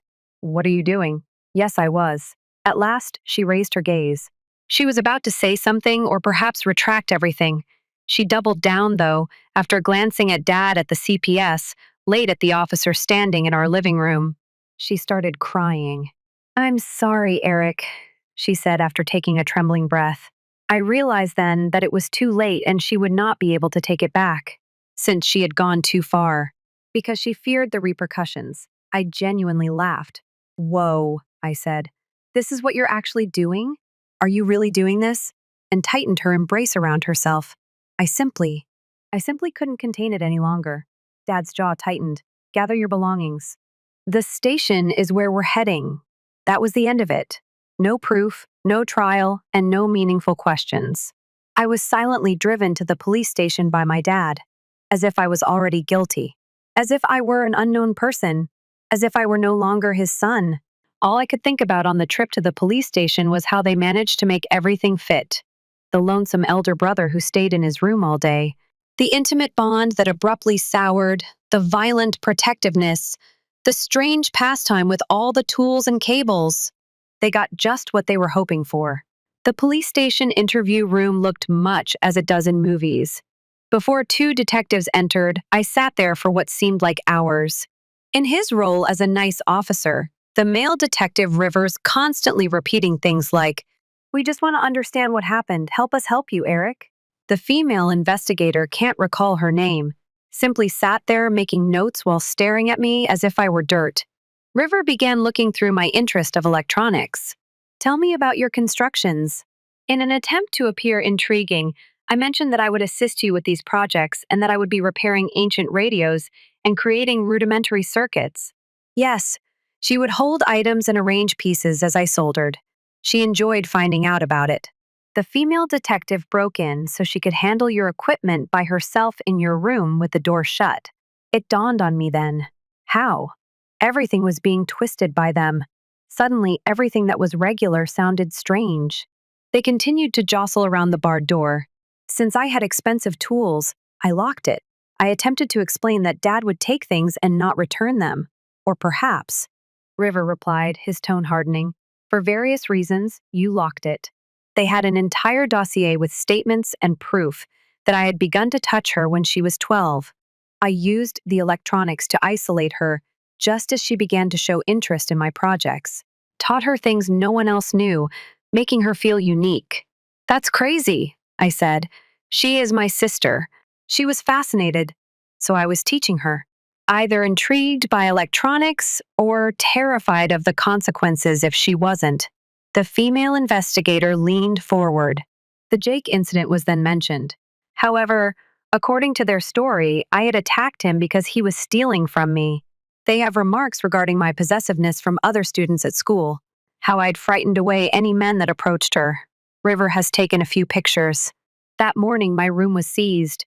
They had created the appearance of a torture chamber, close-ups of the wires, tools, and zip ties I used to organize my cables. In their pictures, even my project notes appeared ominous. You would spend hours by yourself with and in this river, according to your father, said. Do you want to share with us what actually transpired inside? I went crazy. Began shouting that they were perverting everyday brother-sister situations. Poor mood. Rivers simply nodded as if I had verified something. He said to his companion, classic defensive reaction. They then brought up my lack of friends and grades. The hours I spent by myself in my room created this entire profile of a reclusive, unstable man who was consumed by his own interests. They weren't only looking into it, they had a case to make, and I appear more guilty the more I disputed it, my attorney. If she could be called that at all, hardly retaliated. We must think about a plea agreement. As though that were my only choice, she informed me. After hours of this, you might face 20 years in prison if this gets to trial. At last, Rivers spoke. Here's the thing, Eric. We have enough to cover costs, serious accusations. However, if you collaborate with us, acknowledge the incident, and express regret, we are able to assist you. I didn't make a mistake. Probably for the 100th time, I said. After that, describe why you would make this up. It didn't make logic, therefore I couldn't. My sister, whom I had looked after and protected, used to stay up late to make sure I arrived home safely. Why would she act in this way? What follows is a bit of a haze. Lawyers were consulted. My parents told me I had to find my own, even though they had employed one for a while. They assigned me a public defender who had just graduated from law school and was certain I was guilty. She informed me of my choices. I could fight it, but she made it apparent that winning wasn't probable. Victims are believed by juries, she stated bluntly. Anne is also believable, passionate, and youthful. She presented the facts. I might have been imprisoned for up to 20 years if I went to trial. Mercy was the plea bargain. No prison time, 5 years of probation, and a lifelong registration. She cautioned that you won't have another opportunity if you lose this trial. My own parents weren't even in my corner. Dad only gave a headshake. He advised against putting your sister through a trial. Accept the offer. But I said, I'm innocent. That's what they all say, she said, not raising her eyes from her papers. Your sister's testimony is with them. Recording of changes in behavior. Statements from witnesses regarding your possessiveness. A jury won't trust you over a 16-year-old girl who has experienced trauma. Before I accepted the offer, my dad paid me a visit. Since he left me off at the station, I hadn't seen him. I hoped that he would at last see the truth. Rather, he advised Eric to just acknowledge his actions. Don't subject your sister to hardship. Please, Dad, I pleaded. You are familiar with me. I would never, he interrupted me. I believed I knew you. I suppose I didn't. My father and I didn't have a meaningful conversation after that. I accepted the offer after 2 days. Admit to sexually assaulting a youngster. Got 5 years probation and a lifetime on the registry. Some of you may ask why, if I were innocent, I would enter a plea. In actuality, they shatter you. They distort every ordinary aspect of your existence until you are unable to even believe what you remember. And you begin to wonder if fighting is really necessary when everyone, including your family, the police, and even your own attorney, thinks you are guilty. Being on the list wrecks your life in ways you'd never anticipate. Everyone speaks about the major stuff. It's the little things that really get to you, like not being able to live close to schools or get certain jobs. After everything, the woman was willing to let me sign the lease for the first place I sought to rent. She then completed the background investigation. I can still picture her expression when she realized what had happened. In fact, she retreated from me as if I were about to assault her in her office. "I apologize," she said. "My grandchildren come to visit. You understand, I'm sure. That turned into my life." People being sorry while treating me like some kind of monster and finding work was a nightmare. Once they realized I had to check that item, most places wouldn't even look at my application. The few interviews I did receive typically concluded in this manner. "We'll give you a call." They didn't. I finally met Mike, a man who owned a small manufacturing company. He made hires. Some wouldn't. Former scammers. Guys like me who are addicts trying to clean up. The work was hard, and the pay was terrible. But at least it was something. "Look, on my first day," Mike told me, "what you did doesn't matter to me. Just come up on time and do your job." Worked there for almost 2 years. Then someone found out about me and started causing problems, telling other workers they shouldn't have to work with someone like me, that I was dangerous. Mike tried to stand up for me, but eventually he had to let me go. "Can't risk losing my whole workforce," he said.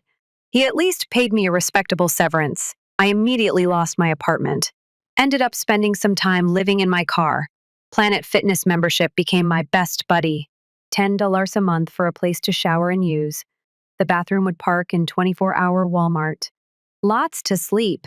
Security usually left you alone if you didn't cause trouble. The worst part wasn't even the practical stuff, though. It was observing how life continued on without me. Through mutual friends on Facebook before they banned me, I saw a graduating high school with honors going to college on a full scholarship. I met Billy, a wealthy man, at a campus function. Meanwhile, I was eating cold ravioli from a can in my car, trying to figure out where I could park for the night without getting hassled by cops. Made the mistake of trying to date once I met this girl, Sarah, at one of my jobs. She was pleasant. Didn't ask too many questions about my past. We went out a few times. Things were going good. Then she asked why I always had to check the address of wherever we were going. I decided to be honest, told her about the registration requirement, how I had to be careful about where I went. Tried to explain that I was innocent, that it was a false accusation. She said she needed time to think. Next day, her brother and 2 of his friends showed up at my work. Had to quit that job too. Started hanging out at this little library branch after that librarian there. She kind of figured out my situation, but never said anything. Would just leave books she thought I'd like on the returns card. A lot of technical manuals, electronics, books. Guess she'd noticed what I usually read. One day, she caught me looking at online courses, sat down and helped me find free ones I could take. "Education is everyone's right," she said. Only person who treated me like a human being in years started learning about cryptocurrency through those courses. Figured it was something I could do without anyone checking my background. Turned out I had a knack for understanding the technical side of it. Made a little money here and there. Trading. But you know what really messed me up? Seeing comments on and social media. All these people talking about how brave she was. How amazing it was that she'd overcome her trauma to be so successful. She even wrote this article for her college paper about being a survivor. People were calling her an inspiration. Meanwhile, I was barely surviving. Funny how that works, right? Used to think about trying to clear my name, but who would believe me? And was this perfect, successful college student? I was just some creep living in his car. The system doesn't care about people like me. That's how I spent much of my 20s. Moving from job to job, place to place, never staying anywhere long enough for people to find out about me. Never making friends. Because what's the point when they'll just leave once they know? Some nights I'd lay in my car looking at old family photos on my phone, pictures of me, and And when we were kids trying to figure out where it all went wrong, I could have done things differently. That's the thing about being on the list. It does more than simply rob you of your freedom. It takes away your past, your future, your whole identity. You stop being a person and become a label. But suddenly, everything changed. It was just a normal Tuesday. I was at work, found another factory job. Better than the last one. When I got this email from some private investigator, I nearly deleted it because I thought it was spam, but I read it anyway. The guy said he'd been hired by Anne's husband, Billy, to look into her past. Guess she'd been acting weird lately. And Billy started digging the pee I had found inconsistent in her story about me and wanted to talk. I ignored it at first. I've already had enough people ruin my life. However, he followed up with another email proving his legitimacy. Court documents, case files, stuff I'd never seen before. We met at this diner just outside town, the Pie. I'll call him Frank had this massive folder of documents. Your sister's story is falling apart, he said, spreading papers across the table. 30 years in this position. I've never witnessed someone so badly ruin their own lie. Turns out it had been sloppy, incredibly careless. Her timeline of alleged events did not correspond with school records. The witness statements from her friends, they changed every time she told the story. But what completely blindsided me was this. Remember Jake the senior who kept hitting on her? Turns out he wasn't just some guy sniffing around and had been secretly dating him. And not just that she got caught in his car, doing things she definitely wasn't supposed to be doing. She was convinced I was going to tell our parents about it, maybe because she knew I'd always been protective, or maybe just out of pure panic. Either way, she needed a distraction, something big enough, shocking enough to make sure no one even thought about Jake. So she made up the accusations, knowing that once those words were out, nothing else would matter. Frank had texts between Anne and her friends from back then, screenshots she thought were deleted in them. She literally planned the whole thing. Talked about how she needed a nuclear option to keep me quiet. She didn't expect it to go as far as it did, Frank said, reading these messages. Seems like she thought they'd just send you away to live with relatives or something when your dad went full scorched earth. She was too scared to take it back. I just sat there reading through everything, seeing proof of what I'd known all along. Frank kept talking. Billy hired me because she's been acting strange lately, drinking too much, getting paranoid. He found her crying over old family photos one night when he asked about you. She completely shut down. That's when he called me. Then Frank pulled out one last document. A signed confession from Billy had confronted her with all the evidence, and she broke down and told him everything. I need you to understand something, Frank said. This isn't going to magically fix everything. The legal system doesn't like admitting it made a mistake, but it's a start. He left me with copies of everything. I spent that whole night reading through it all. The text where she planned it, the confession where she finally admitted the truth, even found some posts she'd made on some forum asking how to make abuse allegations more believable. The next day, I called a lawyer. A real one this time, not some overworked public defender who had already decided I was guilty. We filed for post-conviction relief based on new evidence, my lawyer said, and confession, combined with the discrepancies Frank uncovered, was strong enough to vacate my conviction and get me removed from the registry. It took months of hearings, but eventually a judge ruled in my favor. My record was wiped clean. I should have felt relief. I should have felt some, but all I could think about was how long it had taken, how much I had lost in the process. A week later, an envelope landed in my mailbox. No return address, but I knew who it was from before I even opened it. My parents. The first contact in 10 years. My hands shook as I tore it open. Not from excitement, just sheer disbelief. Inside was a letter written in my dad's stiff, impersonal handwriting. They wanted to meet said and had finally come clean. Well, partially. She spun some watered-down version of the truth, painting herself as a scared little girl who made a terrible mistake. No mention of the calculated lies, the years of suffering she put me through. But apparently it was enough for them to finally believe I was innocent. Tucked inside the envelope was a check for $50,000, a number that probably felt generous to them, like it could somehow erase a decade of being treated like a monster. Like it could buy back my stolen years, my dignity, my life. I held it up to the light for a second, then laughed. Nothing had changed. They still thought problems could be solved with a price tag. Money wasn't what I needed. I needed the truth to be known, and I needed to hear it from someone else's mouth. So I took the number from Frank and called him. My hands were shaking when I finally dialed. He answered after a few rings, his voice weary. Billy, this is Eric. There was a long pause, then cautiously. Eric, who? I let that sting for a second before answering, and brother silence, then a low, humorless chuckle. That's funny, because and never mentioned having a brother. Never mentioned any family, actually. I swallowed down the immediate anger rising in my chest. Yeah, that tracks can't have the skeletons in our closet running their mouths, right? Billy exhaled sharply. Jesus. I knew she was hiding things, but this. I've been married to this woman for years. Had a kid with her, and I didn't even know she had a brother. Not one she didn't completely destroy first. I said plainly. There was another pause before he muttered, unbelievable. His voice had that tight, realizing just how deep they'd been played. Then he sighed, and when he spoke again, his voice was firm, final. I'm filing for divorce. I didn't say anything at first, just let the weight of his words settle between us. Then finally, I nodded, even though he couldn't see me. Excellent, I said. You deserve better. I hung up after that, no point in saying anything else. But as I set my phone down, a strange sense of relief washed over me. Then I found the social media posts and deactivated all her accounts. But not before posting this long apology about how she'd remembered things wrong as a teenager, made herself sound like the victim somehow. Poor, confused girl who made a mistake, now bravely coming forward with the truth. Her perfect life started falling apart after that. Billy filed for divorce. The school where she worked.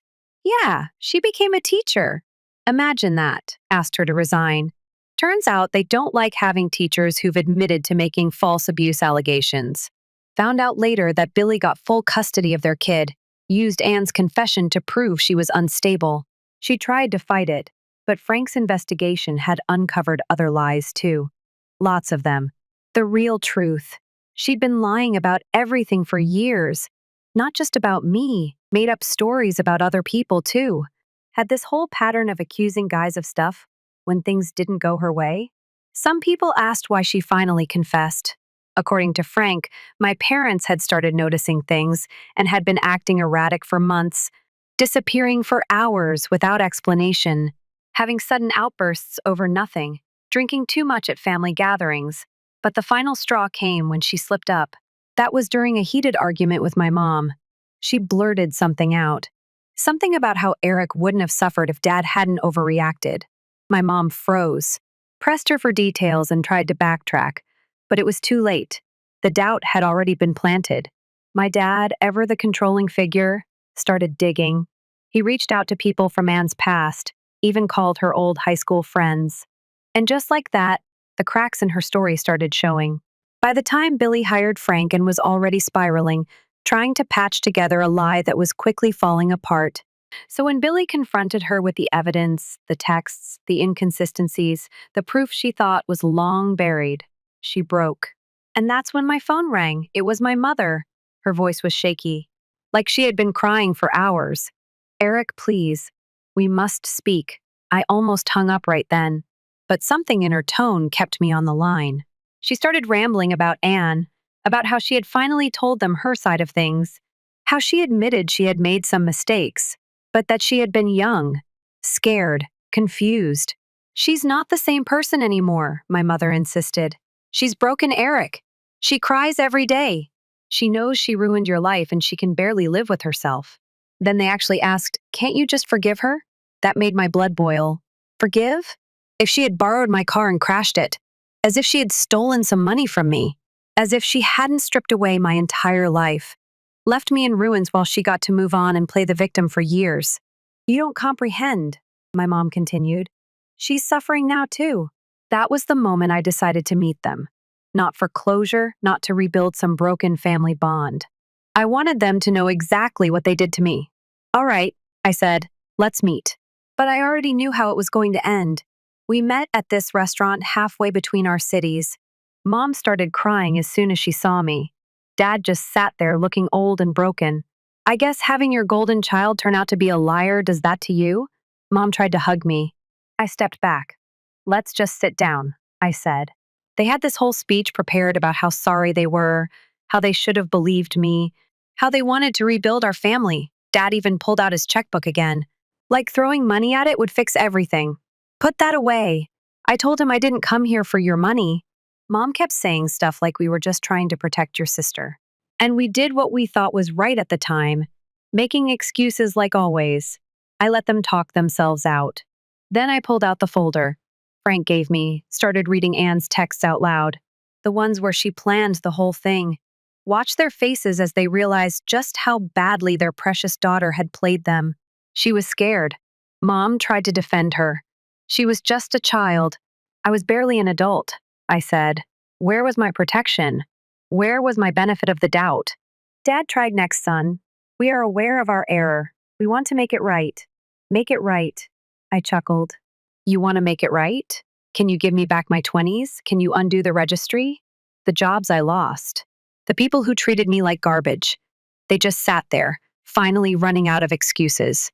I told them everything then about living in my car, showering at Planet Fitness, eating cold food because I couldn't afford a place with a kitchen. Showed them the scars on my wrists. From my lowest point, Mom threw up in the restaurant bathroom for the first time in years. My parents were finally forced to sit with the truth, the undeniable proof that they had thrown away their own son without hesitation, that their golden child wasn't golden at all. I watched them sit there in stunned silence, their entire world crumbling in real time. You did this, I said, voice steady. You let it happen. My father looked like he wanted to argue, like he wanted to defend himself. But for once he didn't. He just stared at the table, jaw clenched. Mom, though she still tried. Eric, we were just trying to protect her. We thought we were doing the right thing. I leaned back, letting out a slow breath. You know what the worst part is? I get that. I do. If I actually was some kind of monster, you would have been doing what any decent parents should do. But you never even gave me a chance. Not once you decided I was guilty. Because it was easier than questioning Anne. And you let me rot for it. Tears streamed down her face. We were wrong, she whispered. We were so wrong. I let that sit for a moment because, yeah, they were wrong. They were more than wrong. But nothing they said could ever undo what I had lost. The 10 years of my life where I wasn't a person, just a label. Mom reached across the table, her hand shaking. Please, Eric. We can't change the past. But we're still your parents. Can we? Can we at least try to fix this? I pulled my hand back before she could touch me. Make it right, I scoffed. Tell me, Mom, how exactly do you fix 10 years? She opened her mouth, but no words came out. Dad finally spoke. You have every right to hate us. His voice was hoarse, aged. But we're still your family. I gave a head shake. No. You stopped being my family the moment you decided I wasn't worth fighting for. A heavy silence settled between us. They had expected anger, maybe even screaming. But I was past all of that. I didn't need to yell. They were drowning in their own guilt without me saying another word. Then Mom played her last card and is suffering too. Eric. I gazed at her. Naturally. Of course she would say that she lost everything. She continued her marriage, her career, her friends. She deserved to die. Cut in voice. Cold. Mom recoiled like I had slapped her. She made a choice, I said, leveling my gaze at them both. She lied and I paid the price. But you, I looked directly at my father, who flinched under my stare. You made a choice to. You believed her without a second thought. You let them take me without hesitation. Dad shut his eyes for a moment, as if he could block out the truth. Mom's voice was barely above a whisper. She's not the same person anymore. I let out a dry chuckle. Neither am I. And that was the real tragedy, wasn't it? The person they had known. The boy who spent hours in his room fixing radios. Who would have done anything for his little sister? He was gone. They had buried him a decade ago when they let the cops take me away. I grabbed the check my father had put on the table earlier. $50,000, a number they had probably pulled out of thin air, thinking money could erase what they had done. I stared at it for a second, then ripped it in half. I don't need your money. I said. I don't need anything from you. Mom started sobbing. Dad said nothing. He just sat there like a man, finally realizing he had lost something he could never get back. I stood up.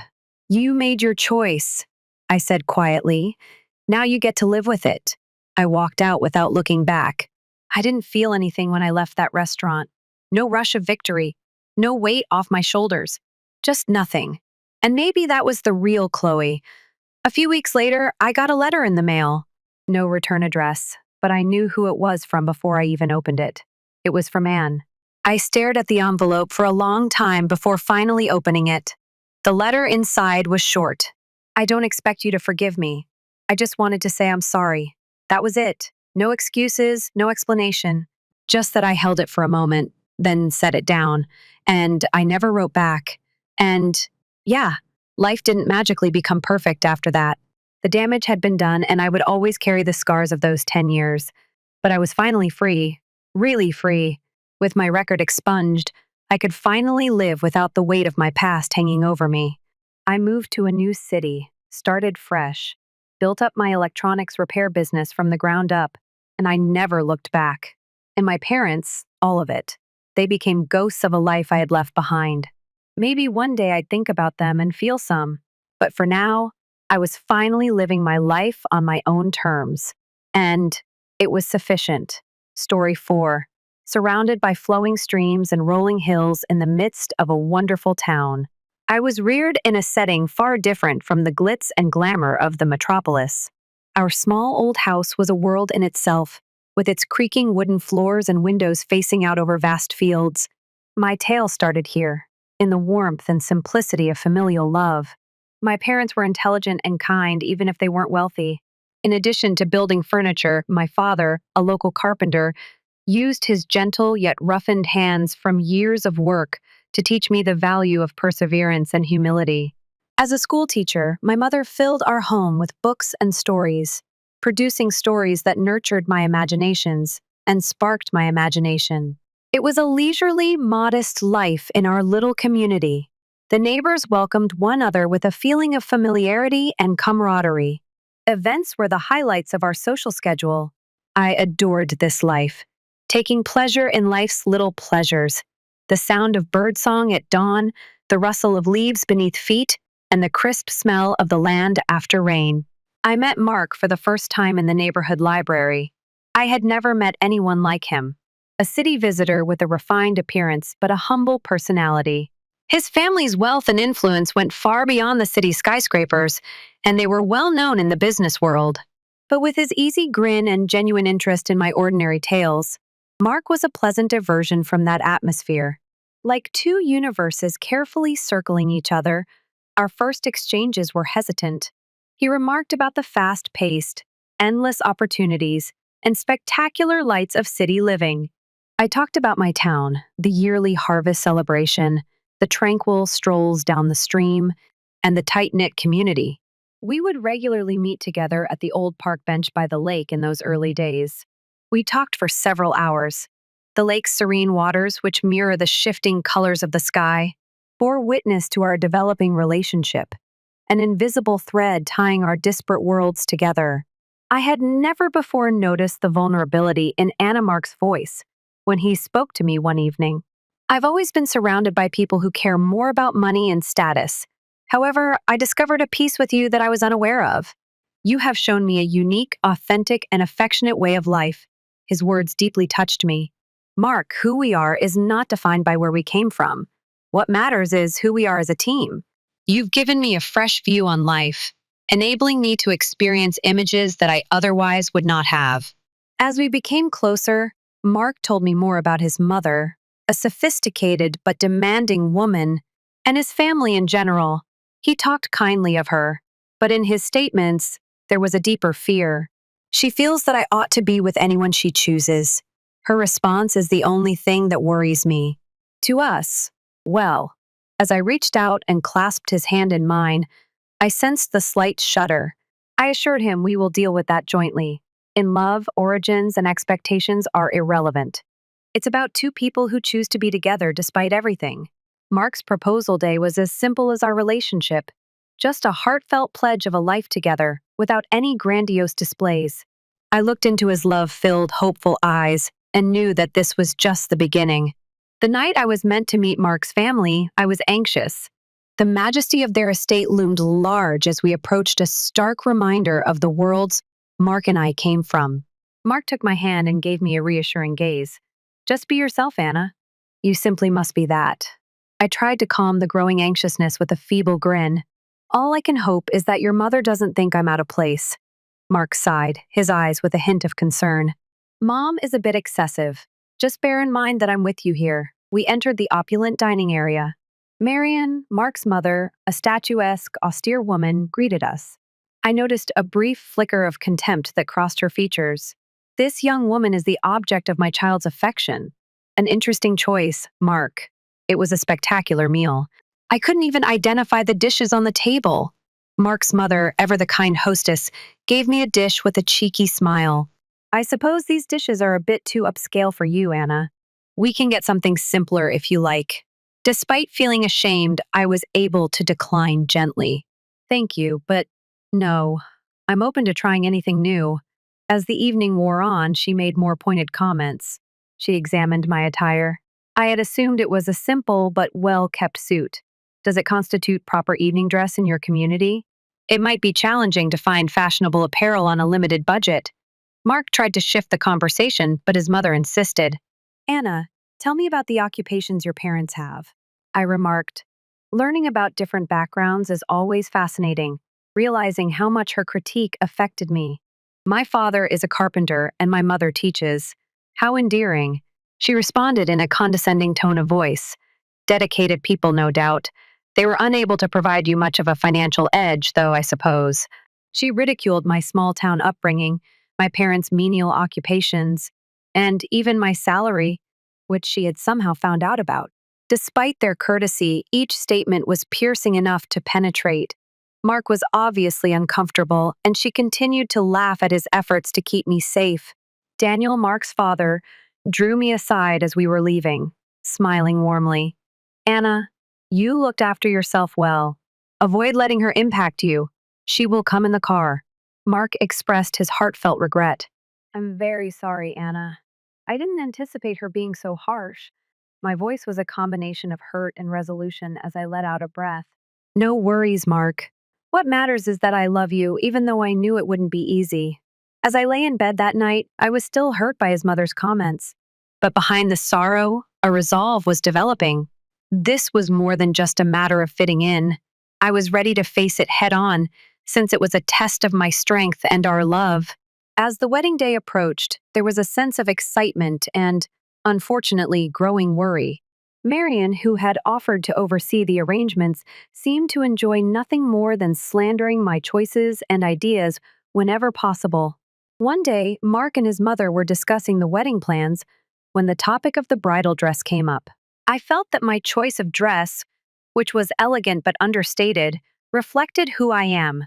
Mark's mother, however, had a different opinion. Anna, that outfit. It's fairly simple. Don't you want to make a statement on your special day? She answered in a condescending tone. After all, you're marrying into the family. Mark took my hand under the table and gave me a supportive gaze. Mom, Anna looks amazing with this attire. She made the right choice. But his mother pressed on. Well, Mark, let's be realistic. This event is well known. Individuals have certain expectations. My dear Anna, you should come up with something more suitable for our family status. I tried to talk firmly, even if her remarks hurt. I appreciate your concern, but I enjoy what I'm wearing. It has great significance for me. She waved dismissively in reply. Well, I guess it's your day. But remember, it's not just about you. It's also related to the way you present ourselves. As the days went by, her comments became more frequent and more incisive. Marianne criticized the floral arrangements, the dinner choices, and even the invitations. Every remark was a subtle blow at my background and my inability to meet her lofty standards. Mark and I spoke about this a lot, often late at night. The level of difficulty she is exhibiting is astounding, Mark would say, his voice brimming with annoyance. I wish she knew how amazing you are and how happy you make me. His arms would encircle me as I lay there, I feel both love and despair in my heart. I knew it wouldn't be easy to marry into your family. However, I didn't anticipate it being this challenging. The mental struggle I was going through was a stark contrast to the wedding day. Despite Marianne's constant criticism, my parents and I had put a lot of effort into making everything flawless. As I dressed on my modest yet elegant outfit, I assumed the day would go easily. The ceremony was beautiful, full of love and heartfelt vows. Mark's eyes shone with hope and love. Our opinions, as we said. However, the joyous occasion was overshadowed by the anxiety of the celebration that followed, particularly the speeches. As expected, Marianne grabbed the microphone, and her presence demanded the room's attention. There was great excitement in the air as she began to speak. "Ladies and gentlemen," she said in a clear voice, "we've gathered here today to witness the marriage of my son Mark and Anna. Think of a person from a different social group." The guests started chatting among themselves in whispers. A cold shiver ran down my spine. She continued, her words sharp and unyielding. Others, however, would cheer Mark for his selfless act of rescuing a beggar from the streets. "We must be careful. It is imperative that we uphold the high standards and prestige of our family, and we cannot permit those who are blatant freeloaders to compromise them by clinging to a higher-ranking family." There was a sudden silence in the room. As they looked at me, my parents' faces were a mix of grief and awe. Mark's face was a mix of anger and disbelief. The visitors, a mix of Mark's high society contacts and our pals, stared awkwardly, unsure of how to react. My heart sank and I felt a great sense of embarrassment. Her public acts of nastiness went beyond ordinary insults. They were a deliberate attempt to make me seem bad in front of everyone we cared about. She offered a forced toast to our future as she ended up her speech. The applause was quiet and gradual. There was an unnerving calm in the room. The excitement of the celebration was destroyed by her harsh comments. Mark stood up, his voice trembling slightly. "I'm sorry, Anna, this." What I wanted was not this. His regretful eyes were filled with both love and sorrow. I felt quite ashamed as I gazed around at our visitors' astonished reactions. The air hung heavily with the weight of her words, placing a shadow over what should have been our most wonderful day. Following Mark's mother's harsh remarks, the reception was still heated when his grandma, Miss S. Eleanor, a respected family authority, begged to use the microphone. All of the guests were immediately attracted to her calm demeanor and serious expression. "Good night," she began with a clear and loud voice. "I have an important item to tell you, Anna.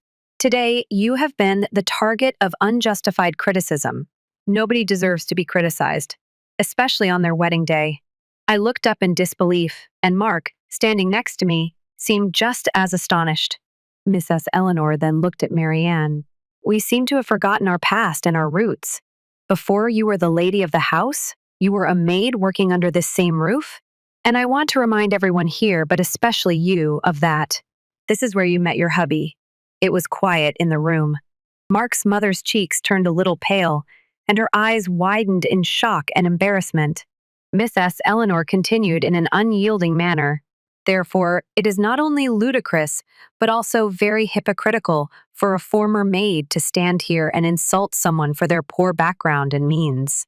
What I was hearing was so unreal. There was a stunned silence in the room. Every guest was listening closely to what Mrs. Eleanor stated. "As someone who has overcome difficulty, you should be the last to blame or belittle someone else because of their background. We should be proud of Anna's ethics and strength, not deride her for it." The guests moved uncomfortably, and gossip began to circulate. Marianne stayed in her chair. Her expression showed how Mrs. Eleanor's remarks affected her. "In our family, we value compassion above status and character over wealth. Anna is a live embodiment of these values, and I am honored to have her in our family, Mrs. Eleanor responded, giving me a comforting look. Cheers broke out from the audience, the exact reverse of the earlier muted response. Marian sat there feeling completely humiliated. Her former bluster was replaced with a palpable feeling of shame. "I didn't feel sorry for her, though." Mark whispered something to me. "I never imagined Grandma would stand up for us like this." With a mixture of relief and admiration, I clasped his hand. She is wonderful. It felt lighter for the duration of the evening. The air was cleared by Miss S. Eleanor's candid defense. The guests came over with genuine grins and heartfelt congrats. I felt that they were all on my side. It was rather fulfilling. I felt more confident and like I belonged as we walked out of the reception hand in hand. Miss S. Eleanor's words had altered the course of events, upending the clever plan of a spiteful and dim-witted lady. In the days following the wedding, Mark's family was plagued by unsaid anxiety. Everything reached a peak during a family get-together at Miss S. Eleanor's house, where there was a lot of excitement and nervousness. As we gathered in the luxurious living room, Miss Eleanor opened without saying hello. Her voice was firm and determined. What happened at the wedding cannot be ignored. The way you spoke to Anna was dishonorable. She addressed Marion straight, her eyes sharp. Mark's mother, usually so serene, looked little. Her usual confidence was gone. Eleanor, I've already apologized to Anna. She spoke with a hint of defiance in her voice. It was more than an apology, Miss S. Eleanor retorted. Your conduct impacts the whole family. You've become used to live off of the family's money without recognizing how important it is. Mark's father looked gravely and nodded his agreement. My mom is correct. You've neglected the vital stuff. Miss S. Eleanor then clearly and purposefully explained her choice. I've made the decision to stop providing you with financial assistance. It's time for you to stop stealing from this family and start giving back. You'll need to get a job and learn how to live within your means. Marion's face was obviously taken aback. She turned to her spouse for support. We can't agree on this. She can't just stop talking to me such this. But Daniel caught her off guard. On this, I agree with my mother. This time, you've gone too far. It's for your benefit. Marion's eyes were angry and disbelieving. She was losing her usual poise due to the pressure of her new reality. Mark, who had remained quiet, raised his voice steadily. Grandma's choice is reasonable, but it's cruel, Mom. You have to understand the effects of what you say and do. I felt both relief and sympathy as I watched the drama unfold. Mark took hold of my hand beneath the table, an unspoken show of support. At the conclusion of the meeting, Mark's mother was in a state of shock. Slowly, the truth of her circumstances began to set in. She was clearly accustomed to living at her family's cost, and the mere notion of employment gave her a migraine. I could hardly stop laughing. Mark leaned very close as we walked away. I never dreamed the day would arrive when my mother would run out of things to say. Perhaps, though, this is what she needs to alter. With cautious confidence for the future, I nodded. Perhaps this will be a new beginning for her, for all of us. It had been a tough but needed family reckoning. It was an important turning point that would, ideally, improve the dynamics in Mark's family. It was a welcome distraction as Mark and I walked the sandy beaches on our honeymoon. The waves' peaceful murmur gave a much-needed relief from the recent family dispute. One evening while we were watching the sunset, Mark wrapped his arm around me. I'm sorry our wedding turned out to be such a disaster, Anna. I wish that hadn't occurred. I felt the warmth of his hug as I leaned against him. Don't worry, Mark, you weren't at fault. The fact that we are now together and free from that tension is what counts. Gazing out across the lake, Mark let out a sigh. Yes, but we'll have to confront my mom's predicament when we return. She is going to have a difficult time. I acknowledged his worry and nodded. Perhaps this will be a chance for her to mature and obtain a fresh viewpoint. During the day, we explore, and at night, we talk about our future. The struggles we had experienced appeared to enhance our connection and prove our love for one another. We were packing our suitcases on the night before we departed. Mark was looking thoughtfully. Anna, you are aware of all that transpired. It made me comprehend how much you mean to me. I can't picture living my life with anybody else. His remarks affected me, and I grinned. Mark, I feel the same way. Our relationship has only gotten stronger in spite of all that has happened to us. We can handle whatever comes our way, provided that we are at the same location. I felt at peace as we made our way home. The honeymoon not only gave us a break from the chaos, but also helped us to deepen our bond. To prepare for our next stage of life, we were going back to a different world. But now, stronger and closer than ever, we were working together. With Mark at my side, I was prepared to face the uncertain future. When Mark and I got back from our honeymoon, We had no idea what to expect at his family's residence. The drive was quiet. We were both preoccupied with the changing dynamics of the household. The absence of Mark's mother was the first thing we noticed upon arriving. Miss S. Eleanor, his grandmother, smiled mischievously as she ushered us inside. Welcome back. You as well. I'm assuming you're interested in these changes. Although she spoke in a casual tone, there was a trace of seriousness about it. Yes. Mom, where are you? Mark asked, looking around. Miss S. Eleanor took a big breath. She continued to smile. Well, Marianne made quite a commotion when you departed, requested that her financial support be restored. She chose to go when I refused. I've heard that she now lives in a small flat and is looking for job. As the news set in, we exchanged glances. It was a big change from the lavish way of life she had been used to. There's more. Leaning forward as though to impart a secret, Miss S. Eleanor went on. Your father is considering filing for divorce. Her antics are too much for him. Finally, she seemed to have pushed him too far. She brought it on herself anyhow. Mark's expression revealed a mixture of astonishment and relief. It's incredible. This is more than I imagined, even though I knew things would change. I reached out and put my hand on his arm. Much has to be processed. Perhaps, though, this is for the best. An opportunity for everyone to begin afresh on a more serious basis. The dinner that night was oddly quiet. The absence of Mark's mother was felt, but not in the way we had anticipated. The discourse was more honest. Later that night, as we went home, we had a genuine sense of family for the first time in a long time. Mark was considerate. I always wanted a change, but I never thought it would look like this. It's going to be a big adjustment for Mom. I nodded.